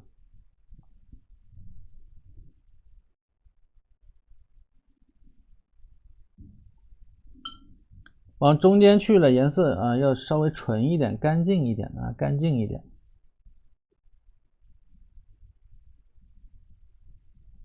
哦，我知道为什么水头这么大，因为我涮完笔之后，涮完笔之后没有把毛笔里边水吸干啊，我就直接来调色了。所以大家画的时候注意啊，要注意这些问题。一定是涮完毛笔，如果毛笔不多啊，需要反复的用的话啊，你涮完之后要把它水头吸干，把水分吸干了之后，再来蘸胶啊，再来调色，明白吧？一定是要这样的啊。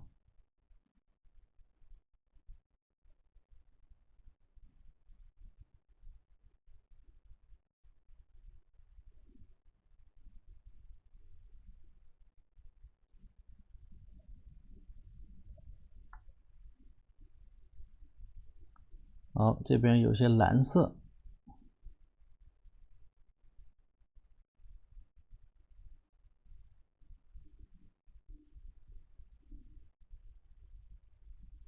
包括这边也有一点。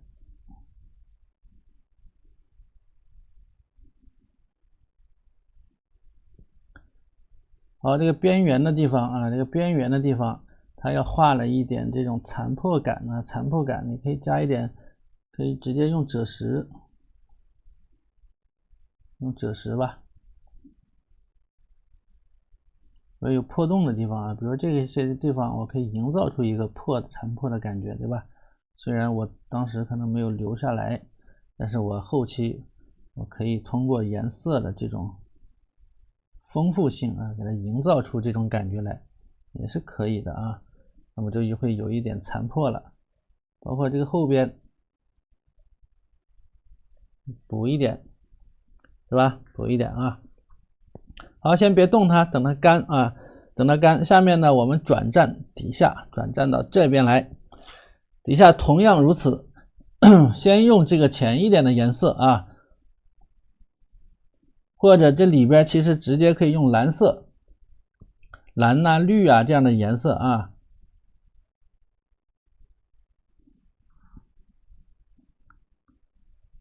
花青啊，没有的话你就用花青啊，或者是太青蓝呐、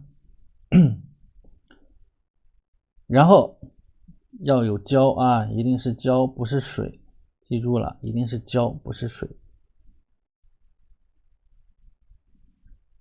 干一点，这个小缝隙里边啊，干一点。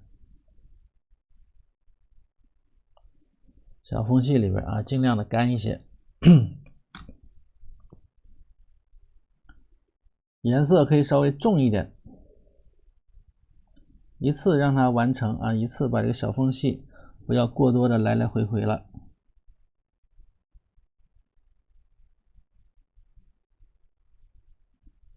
哎，给它压住，像这样的边缘的地方啊，若有若无的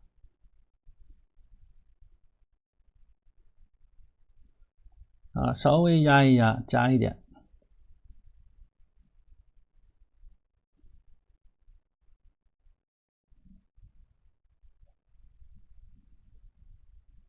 好，这个里边呢稍微要浅一些了啊，哎，就不要太重了，不要太重了，缩小一点。我把这个把这个案例图给收起来了啊，其实这个案例图现在不需要了啊，我给收起来了。好，紧接着啊，我们把这边呢过来处理这边了，加一点胶，颜色它就自然而然会浅一些啊。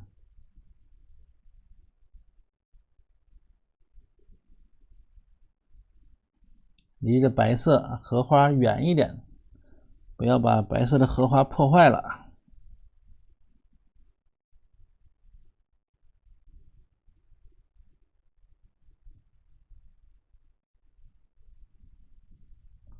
好，再来换一个赭石，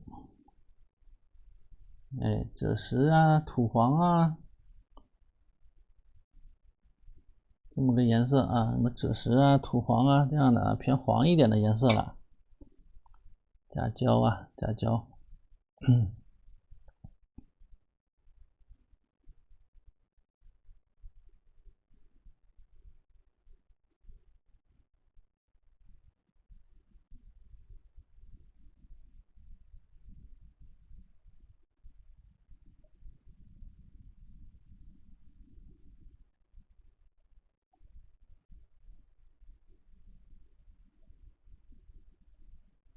注意这个深浅变化啊，注意这个深浅变化。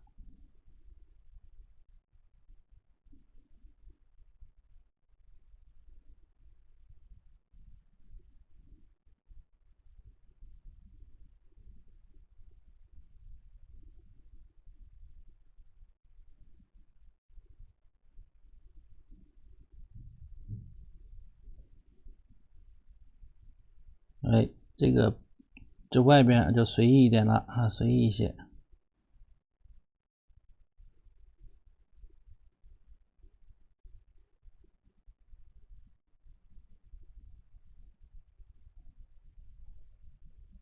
加点胶啊，颜色浅一点。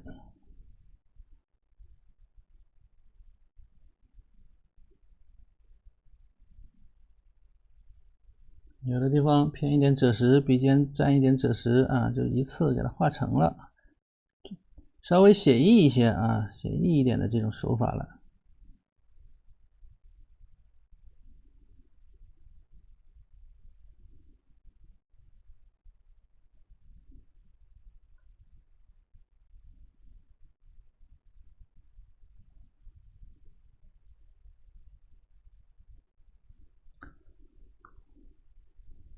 南方人，南方对，南方的小伙子，不是南方姑娘，是南方的小伙子。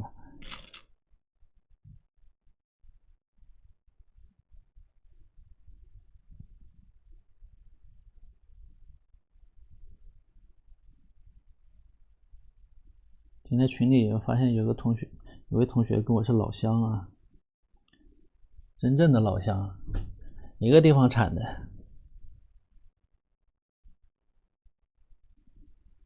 好了，你看看啊，这一块呢已经可以了，已经可以了，一次成型啊，一次成型。现在有一个大胆的想法啊，这块想让它再亮一点，怎么办呢？我加点白行不行呢？我试一下啊，用这个白，我调一点焦，淡淡的白色啊，淡一点，千万不要重啊。这个白色，我试一试，哎，好像也还行啊。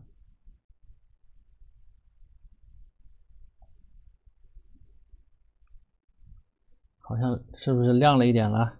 亮一些了啊，不错。好，那么再用重一点的颜色，哎，墨的加赭石的这颜色啊，墨加赭石的颜色，把有些地方啊趁湿的时候啊，有这种残破的地方，该点的地方就点一下，加重一点，特别是这一片。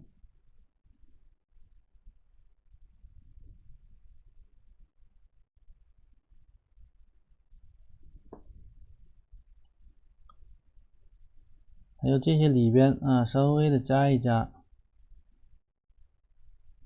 不是不需要把一整条线都加那么重，但是只需要卡住某一些点，它就会有往里边啊，往里面去的这种感觉了。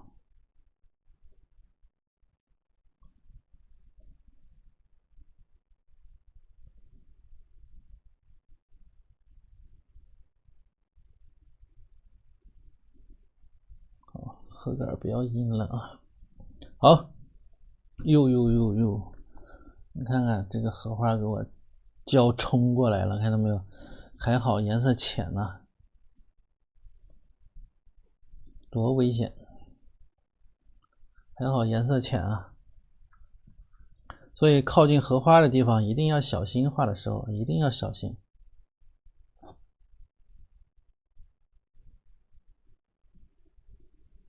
那这一块我们也加一个啊，荷叶的这个核心，赭石加墨啊，赭石加墨，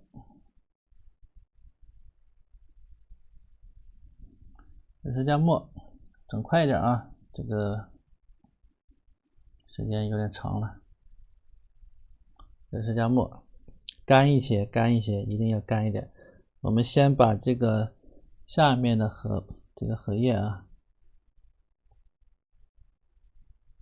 所以说这个卡纸它干了之后，它非常的灰啊，它就没有湿的时候好看，对吧？刚才湿的时候这颜色多漂亮，干了成这样了。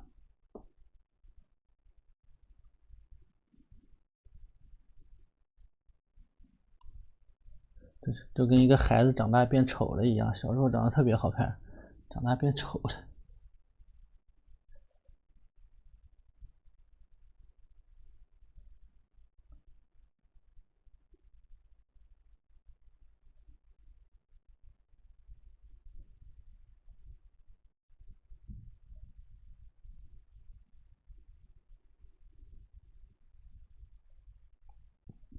好，把这几根线勾完啊，勾完咱们稍作休息。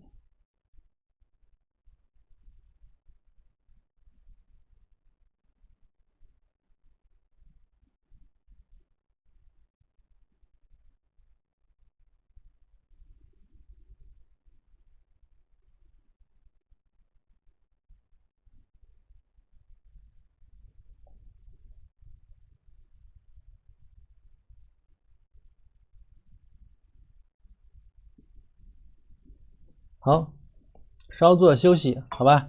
哎，一会儿呢，我们把这个莲蓬啊给它化了啊，把莲蓬给化了，或者等它干一会儿，我们先把底下的水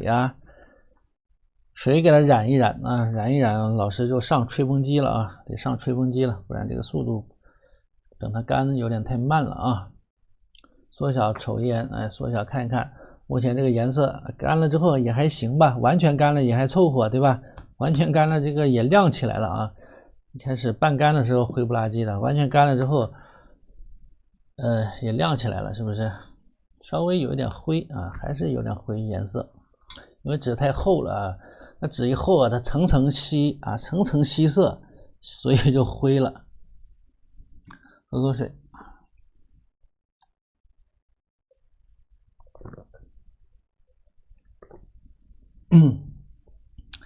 第一下，那么剩下的呢，它就比较容易了啊，先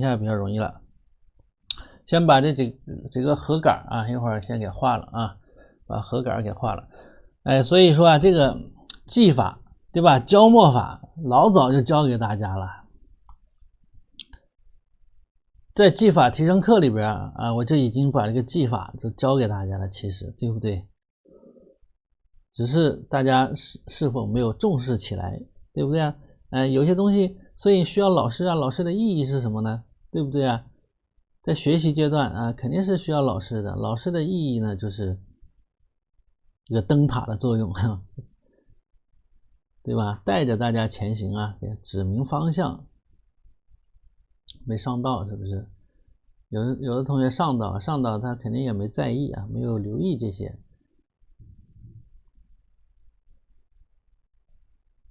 所以像这样的啊，像这样的课，一般呢，大家不会，一些画家不会让你看到他的一个作画过程啊，这个东西技法的东西，对吧？特别是这样的小技巧的东西啊，一戳就破啊，一戳就破。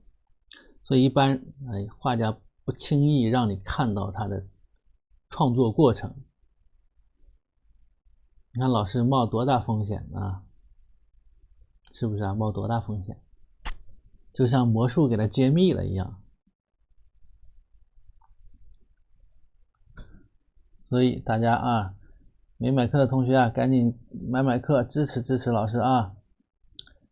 并且咱们的课程是真的非常值，里边的技法，各种各样的技法啊，都是大家没有想不到的，对吧？之前没有接触过的，或者接触了之后没有真正接触到高端的课程，这是真正的啊，大家没有接触的高端的课程，是吧？小心同行找麻烦啊，给我封杀了回头。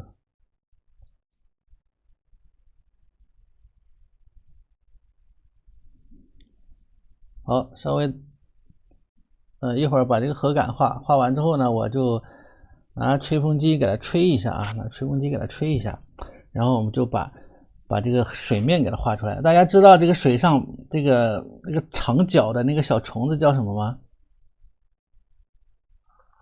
知不知道那个叫什么？啊，在这个水里边能够在水里边走路的小虫子。水蟑螂，对，土话叫水蟑螂，是不是？好，我们把这个核杆给画一下啊。这个核杆呢，颜色可以偏赭石一点，色相上和前面呢有一点区分。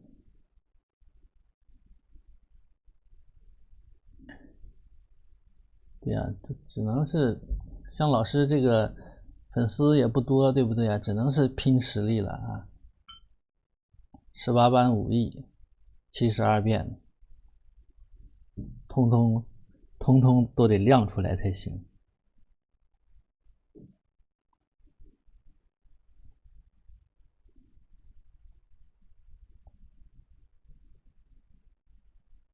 水上漂，叫水冕，好像是这个。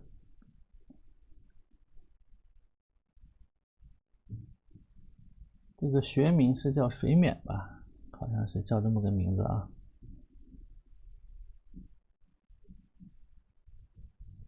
好，我们来。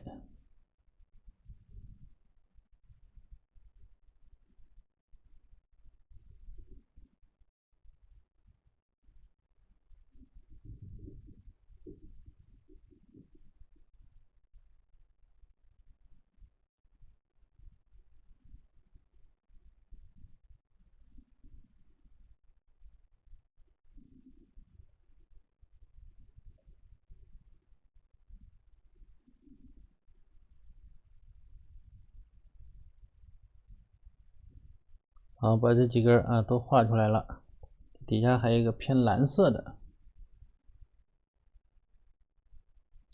对呀，所有的课都包含在里边啊。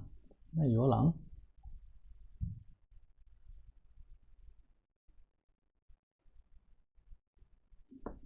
请问荷花有多大？做个小参照吧。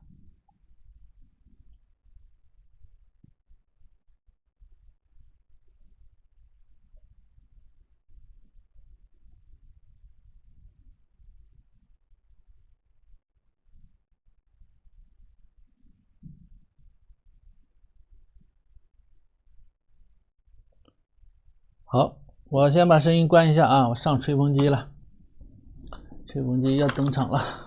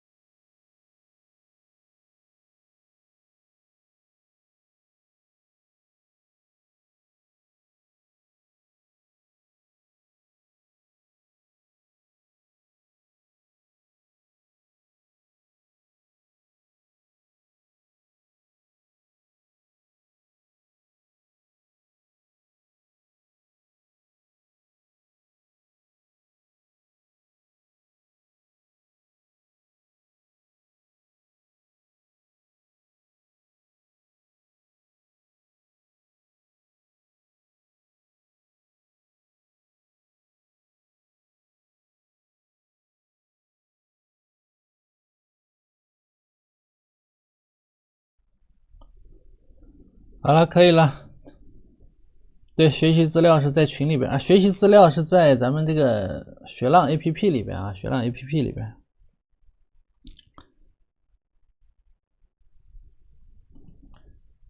学浪 APP 啊，给大家看一看啊，学习资料是在这个里边，学浪 APP 里边，在你购课之后，这不有个学习群吗？啊，点那我的课程，点学习，然后我的课程啊，点开我的课程里边，然后就能看到上课的一些视频，那么一些视频啊，然后呢，这有个小班级群，看到没有？这个地方啊，有个小小的啊班级群提示啊，班级群，你把它点开。点开之后，这里有资料，看到没有？这里有资料啊。那么平时的这个资料对应着每一节课，哪一节课都有对应好的。那大家交的作业就是交在这个上面啊。那这是上一节课的小金鱼，这画的不错吧？哎，这画的不错吧？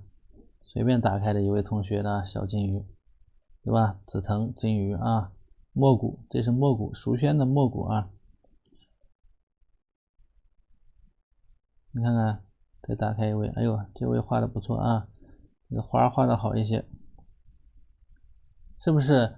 大家学习只要是学习了的啊，基本上效果都不错。像小维同学啊，还有刚才的金苹果呀，这都是交作业啊，平常交作业交的比较积极的，进步比较快的啊。进步比较快，成效就能见到成效，对不对？所以只要你课买了学啊，它就能够见成效。这老师的点评作业，好吧？啊，给大家看一看。好多同学不会用这个，不会用啊，购了课老问我这个资料上哪找。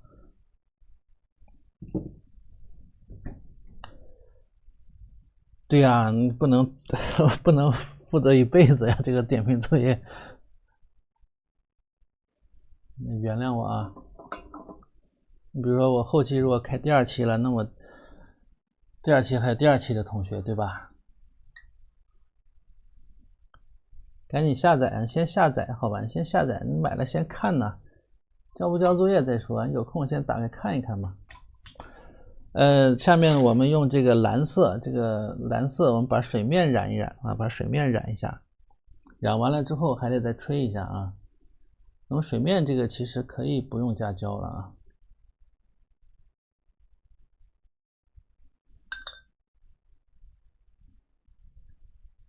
用这个浅葱啊，这个颜色叫浅葱，这种天蓝蓝、水蓝蓝的感觉啊。突破1000再说啊，我都没想那么长远，还能突破1000吗？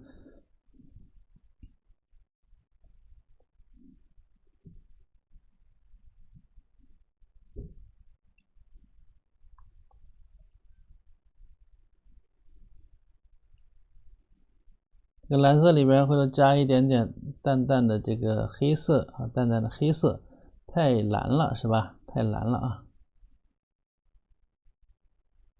哎，现在调出了这个颜色，你看看是不是比较接近原画的这个颜色了？好，那就是按照这个标准啊，加水。我看看啊，加水还是加胶？因为加水，我怕这个水啊到这边之后给它冲跑了。加点水试试吧，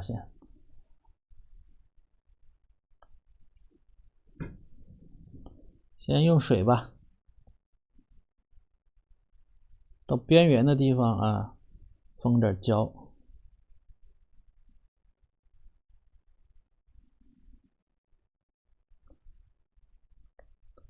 再来一点黑色。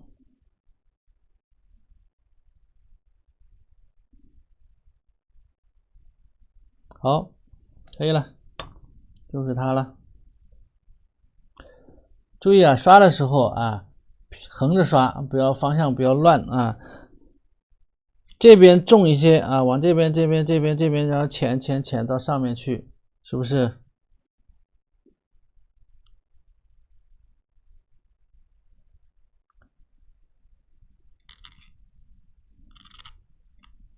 水头小一点啊，刷一笔呢就蘸一次水啊，刷一笔蘸一下水，啊，刷一笔蘸一点水。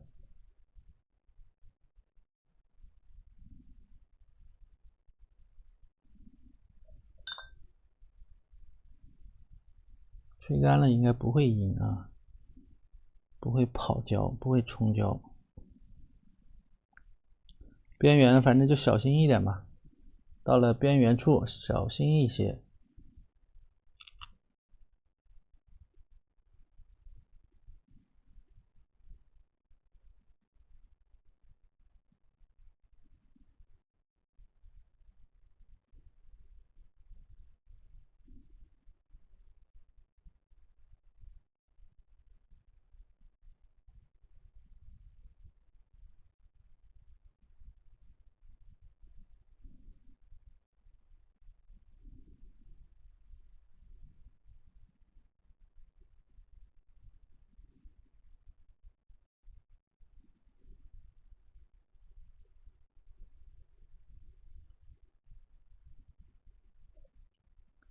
马上就洋气起来了啊，是不是？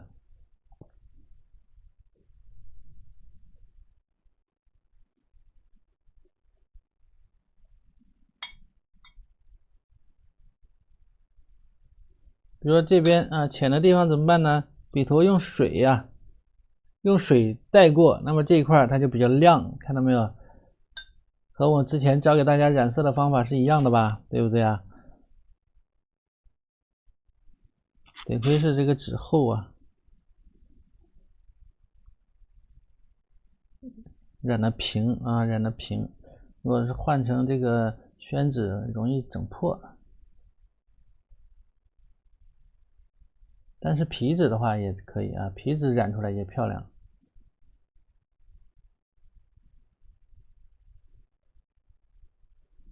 皮纸染出来也好看，比如说这些地方可以用水过渡啊，用水笔尖呢来点水给它过渡一下就可以了。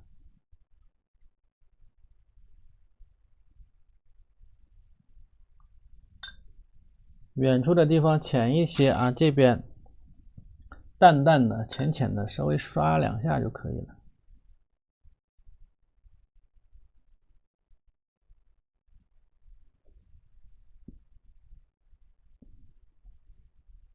好，再来啊，再调一点重一点的这个颜色啊，就是这个里边啊，再调一点墨，调一点黑色，对吧？再蘸一点黑色，深一点，深一点。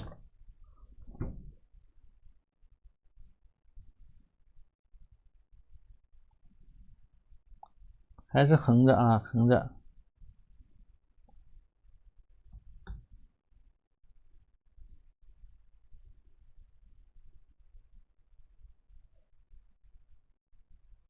把重的地方啊，给它加重一点。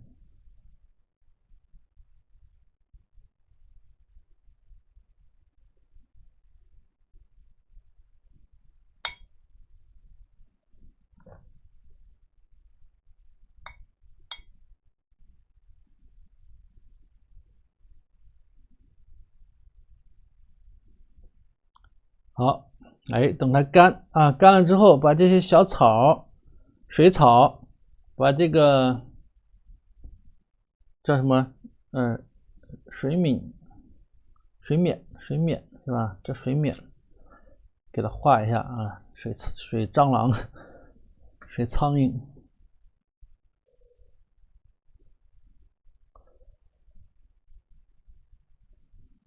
好，我上吹风机了啊，上吹风机了。哎呀，这个已经很漂亮啊，荷塘月色的感觉，有一版这个已经很漂亮了，是不是？好，我关一下。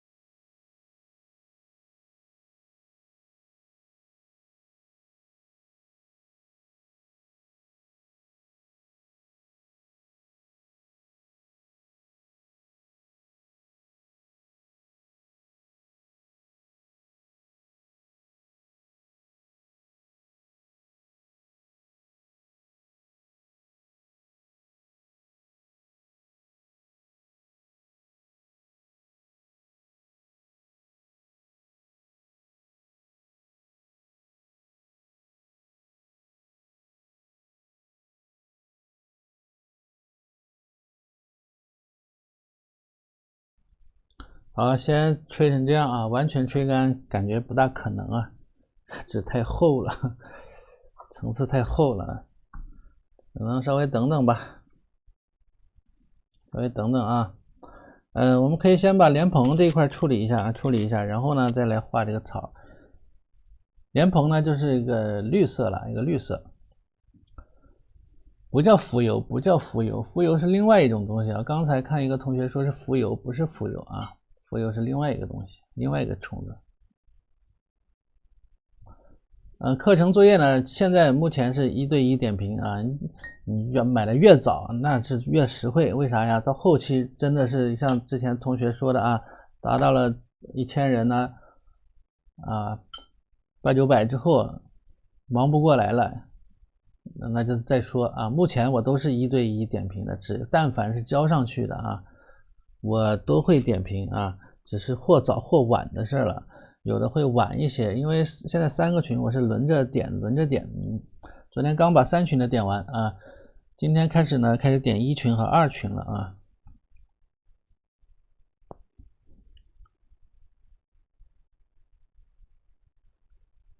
对，就叫这个水冕嘛，这个字读冕吧，好像是。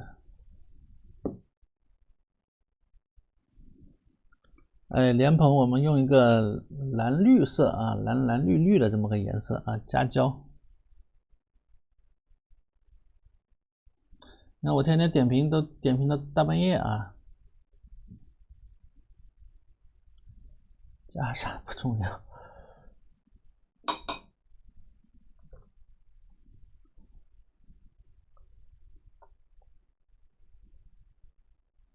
这应该是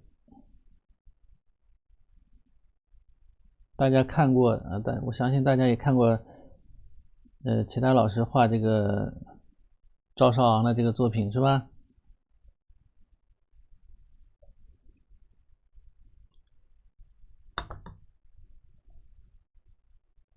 老师应该是画的是比较接近的吧？是不是？在大家认识的里边，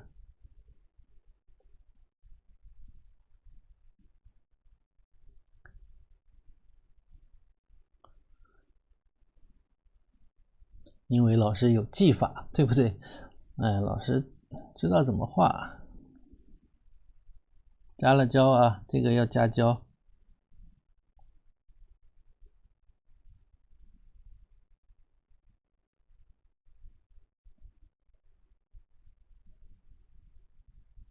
好了啊，其实这样就可以了，若隐若现的啊，因为后期这边上啊全都是这个莲蓬啊，这个花蕊，全都是花蕊，底下可以种一点。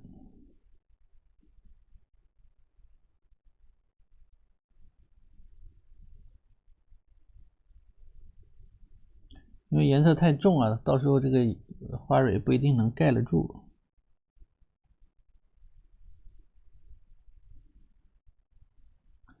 所以先这样就可以了啊，先这样就行了。边上我们利用一下这个花蕊的，把这个遮挡一下，不用画得很齐啊，不用画得很齐。那么花蕊呢，这个要厚一点啊，要浓一点，好吧？我再给它吹一下吧，因为底下的太难干了啊，底下的还得等一会儿，咱就先把莲蓬给它搞定。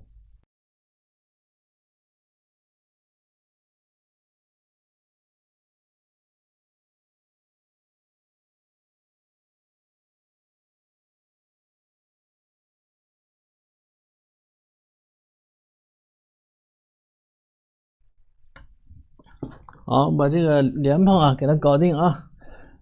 莲蓬呢，先把这个丝给勾一下啊，这个花蕊的这个丝给勾一勾，红色，红色。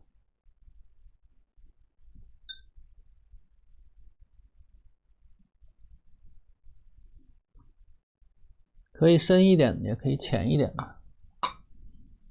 你可以比如说可以用这个胭脂的颜色啊，胭脂的颜色啊，或者用这个朱砂的颜色也可以啊。胭脂啊、朱砂呀这样的都可以。比较深一些的颜色。毛笔干一些啊，咱们这是生宣啊，不要让它阴的太大了。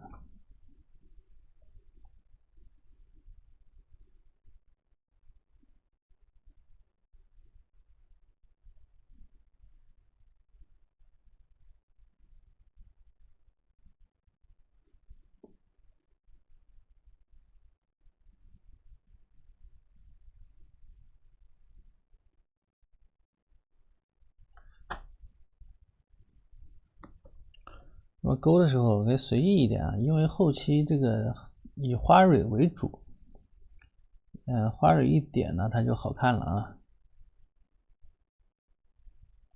要包裹起来啊，密一点。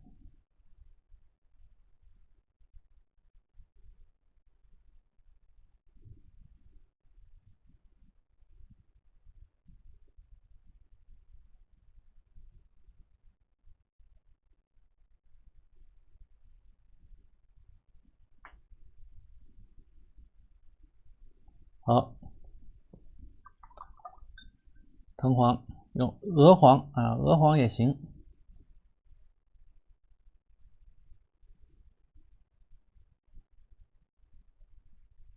鹅黄加一点白色吧。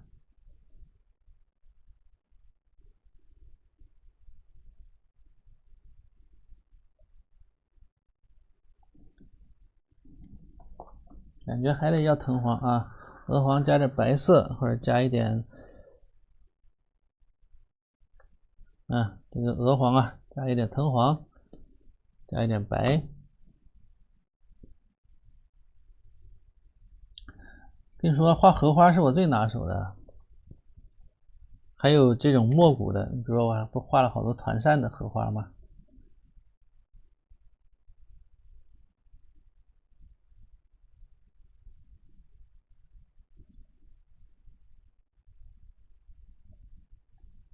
点厚一点啊，点厚一点。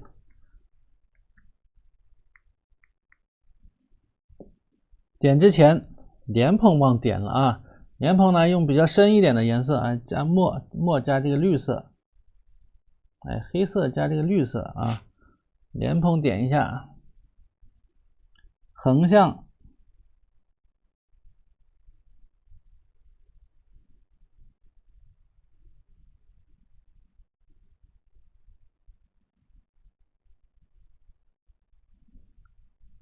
点一点就可以了啊。然后呢，我们再来把蕊点一点。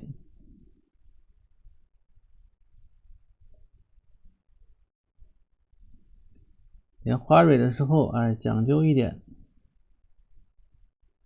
有的要3个2一组也行啊，3个一组也行啊，要有一点姿态，看到没有？尤其是这个比较深的这个绿色里边，回头我们用白色稍微覆盖一点啊，覆盖一点。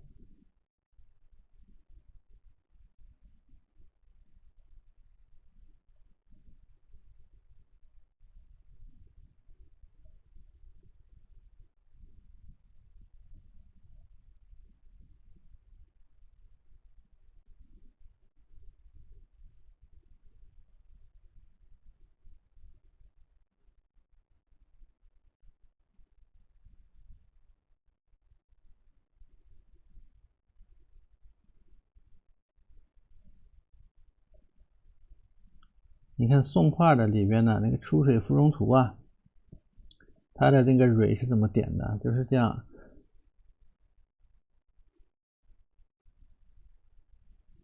，3笔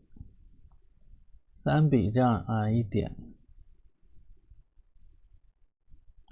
然后有的加一点白进去，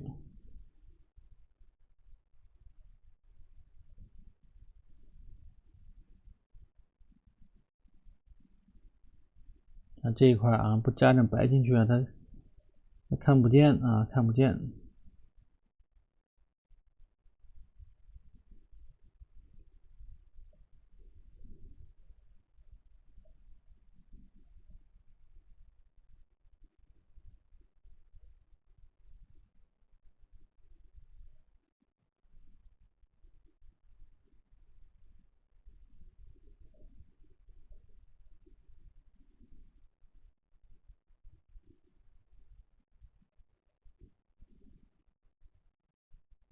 加一点白。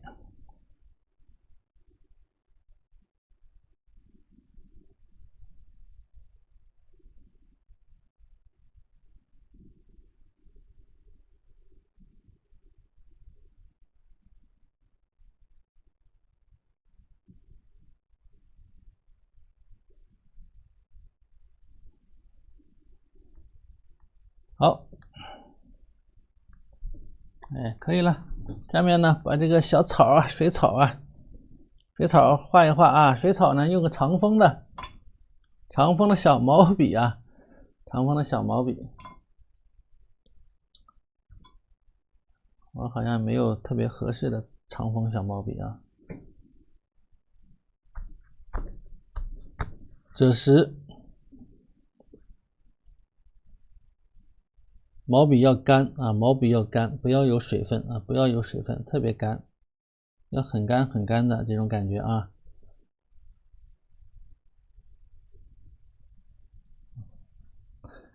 现在太光滑了，水面太光滑了，要加东西。那么我们先从这个什么类似于什么水草啊这样的东西先加起来啊，先加起来，是吧？它是这种画法啊，它是这种侧锋啊，毛笔卧倒甚至，所以最好是有比较小一点的、长锋一点的这种毛笔。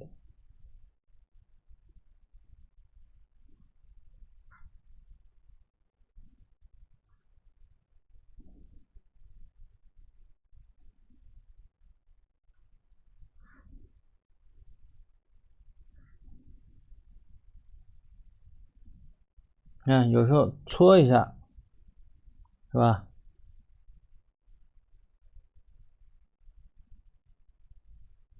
比较干枯的这种笔法。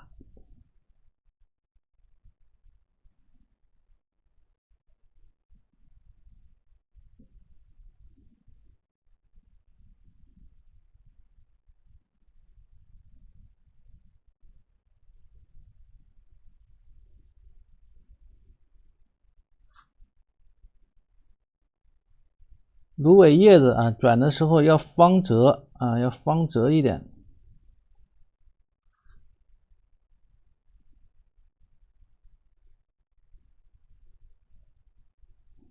注意他们的这种用笔啊，岭南画派的这些人啊，画这些东西，这帮人特别有骨气啊，特别有骨气。通过这个用笔就能看出来啊。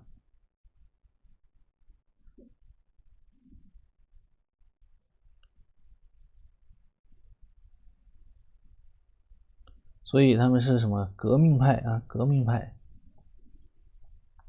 都是打过仗的，好多都是上过战场的。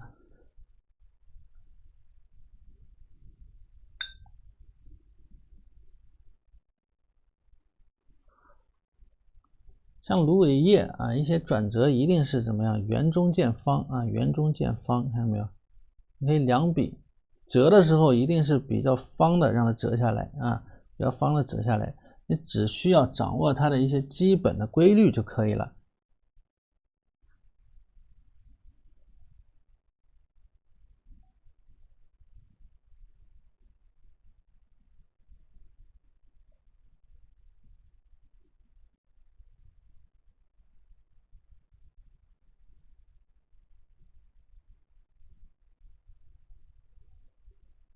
但千万别画乱了啊！这一块煮的时候，注意千万别乱了啊！它有这个画法有一点像油画，有没有画过油画的同学啊？我没打过仗啊。我说这帮他们啊，比如说高剑父、高奇峰，他们是参加过这种革命的啊。你们有没有画过油画的同学啊？有没有画过油画的同学？你知道刮刀吧？有时候画一些东西用刮刀，就是这样的感觉啊。有没有用过刮刀的同学？有没有？那个格格同学不是画过油画吗？对不对？用刮刀是不是这种感觉啊？有时候刮一些这种肌理出来啊，有时候为了刮一点肌理，做旧。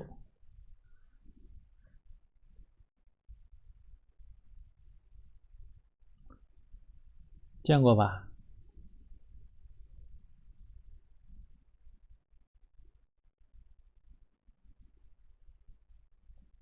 水粉没用过刮刀啊，但是水粉不用刮刀啊。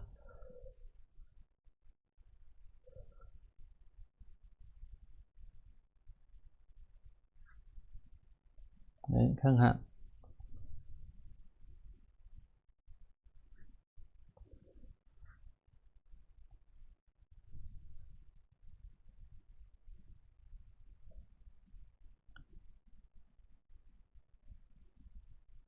好，差不多了啊，差不多了。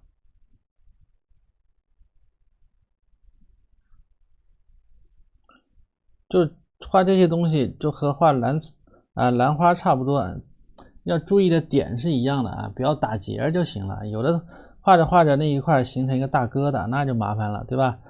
只要是把这一点注意到，基本啊问题不大。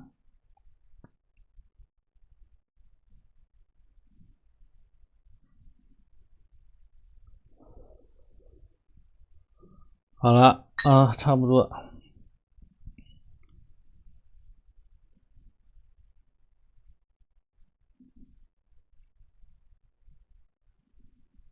有些笔根啊比较干的毛笔嘛，笔根稍微蹭一下、擦一下啊就可以了啊，蹭一下、擦一下就行。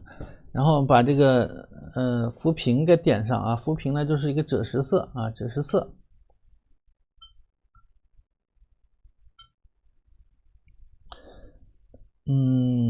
不会看啊，一会儿教大家啊，一会儿教大家，等我把这个画完。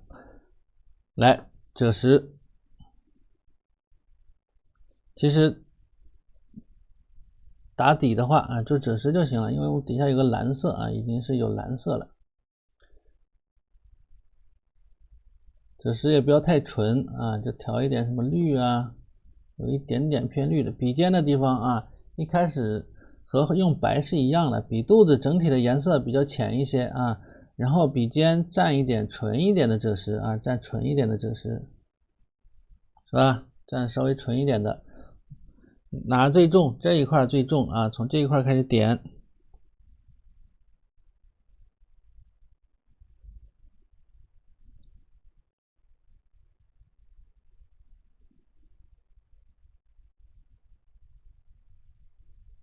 两笔点一片啊，两笔点一片这个浮萍，颜色逐渐呢就有深有浅了啊，逐渐开始有深有浅了。毛笔比较干的时候，你点慢一点啊，毛笔就放在纸上时间长一些，让它吸收的时间长一点，它照样能吸进去，对吧？你不要着急忙慌了，很多同学就开始着急蘸色了啊，不用蘸色。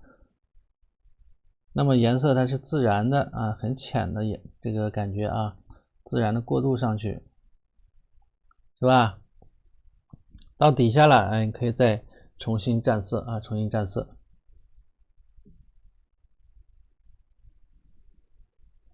同样，浅色打底啊，浅色打底，笔尖蹭一点点重颜色啊，蹭一点就可以了。这边呢，颜色整体比较浅一些。两笔啊，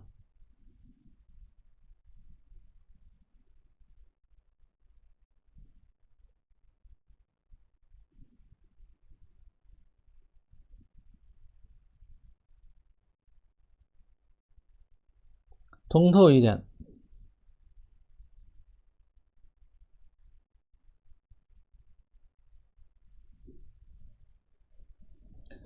所以说，这个包括这些小地方、小的细节的地方，它都是有讲究的，对吧？很多同学一到画到这个程度啊，就是上面荷花画完，叶片画完之后，到底下开始着急了，赶时间了，哎呦，受不了了，已经受不了了，赶紧结束，是不是这种这种心态已经是这个劲儿就来了。上面画的挺好，上面画的越好，内心越激动，画的下面越急躁，是不是这种状态？有没有这种状态的？是不是？哎，如果上面画的越好，画底下越没耐心。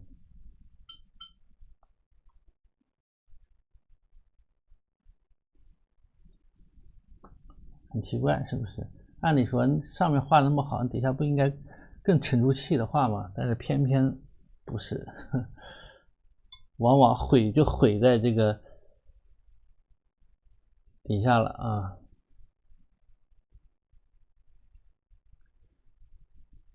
深一点的这个赭石啊，甚至可以加一点墨。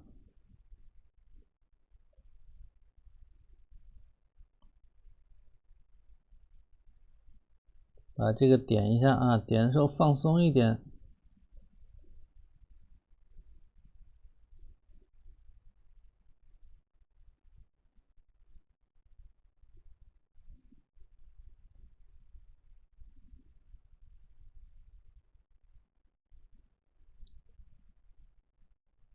你看点的时候不要点到外面去了啊，有的同学都点到外边了，它得长在上面呀。那虽说是可以点的放松一点，你也不能够跑得太远呐，点的啊，离了这个杆离那么远，有的离得可远了。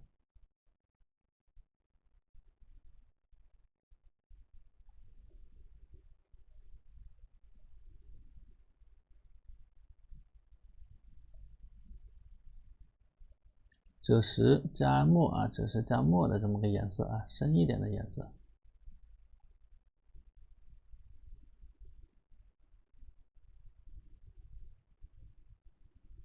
虫洞，就是水冕呢，那个水就是水的那个，刚才不是有同学打在上面了吗？那个冕字好像就是苍蝇的蝇，不要那个虫字旁啊，不要那个虫字旁。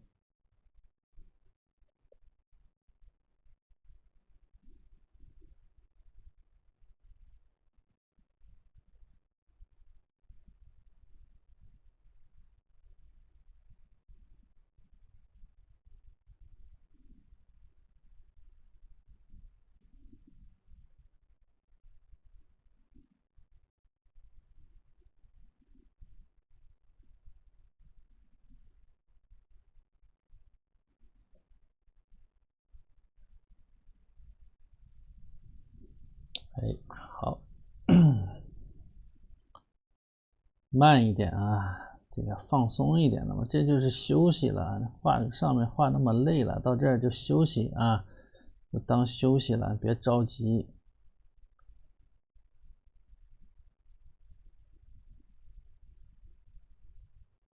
有的同学都跟那个缝纫机踩缝纫机一样，哒哒哒哒哒哒哒哒哒，跟啄木鸟啊，是吧？都点飞了，那个点子都不知道点哪去了。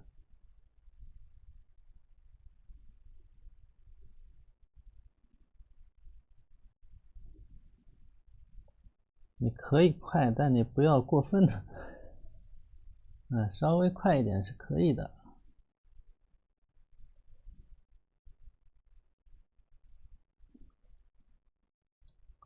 像发电报，那绝对比点赞的速度要快一些，是不是？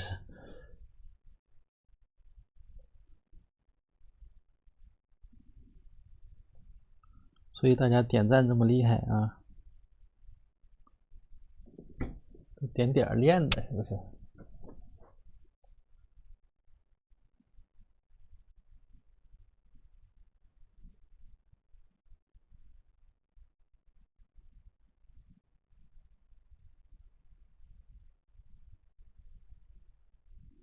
好，画小虫子了，画这个小虫子了。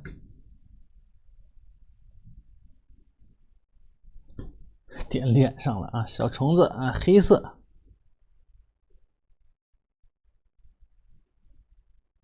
干一点啊，干一点啊。其实它具体长什么样，我也不大清楚啊。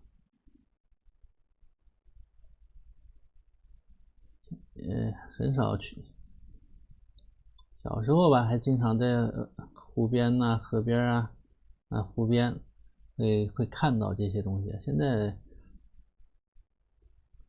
都很少有户外这种活动了，看不到这些东西了。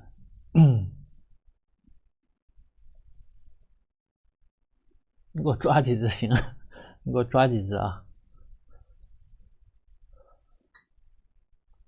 画俩青蛙干啥呀？青蛙太大了，这个意境，这哪能适合画青蛙呢？这个意境啊，先点两小眼睛啊，点两小眼睛哈。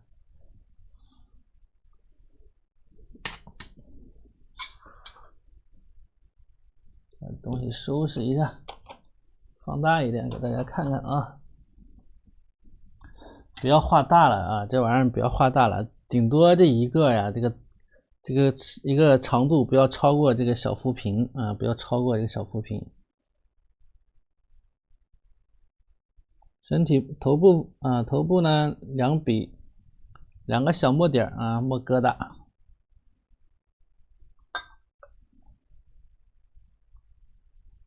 哎，两个小墨疙瘩，稍微长一点。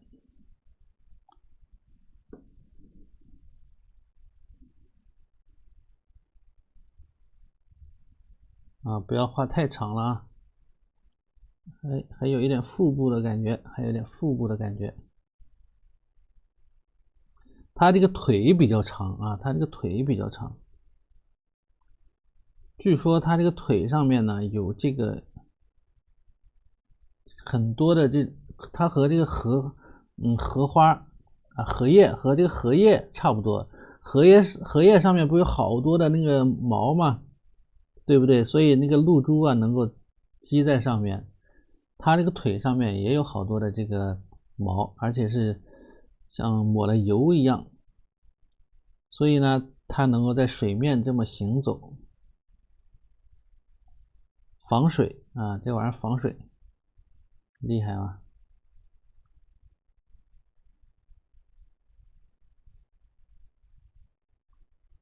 稍微大了一点点啊。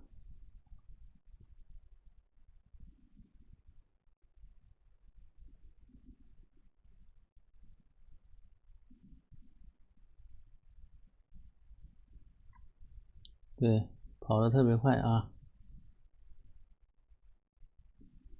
水板凳，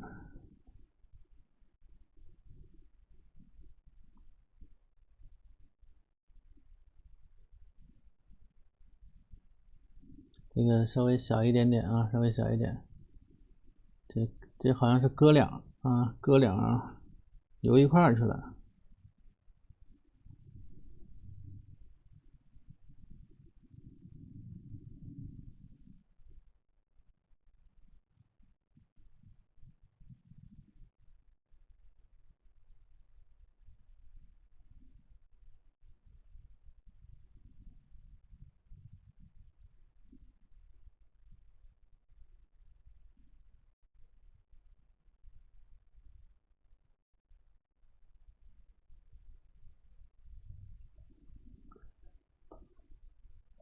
哥俩好啊！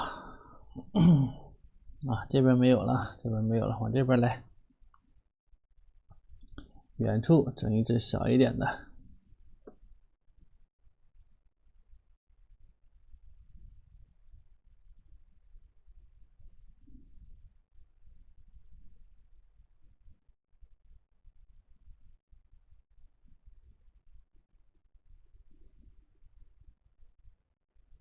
画面意境非常的好啊，这还有一只呢，怕丢一只啊，这前面还有一只。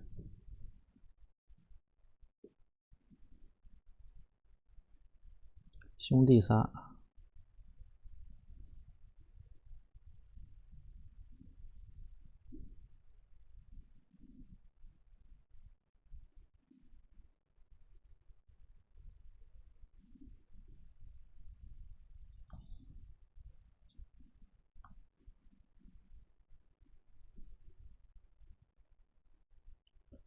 后边再来一只。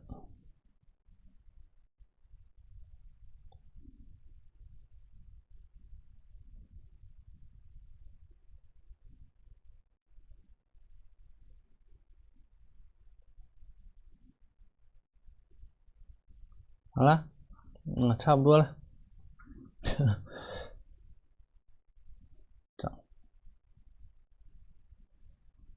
长得比较奇怪啊，这玩意儿长得，哎，完成啊，完成，怎么样？效果还不错啊，效果很好啊，是不是效果很好啊？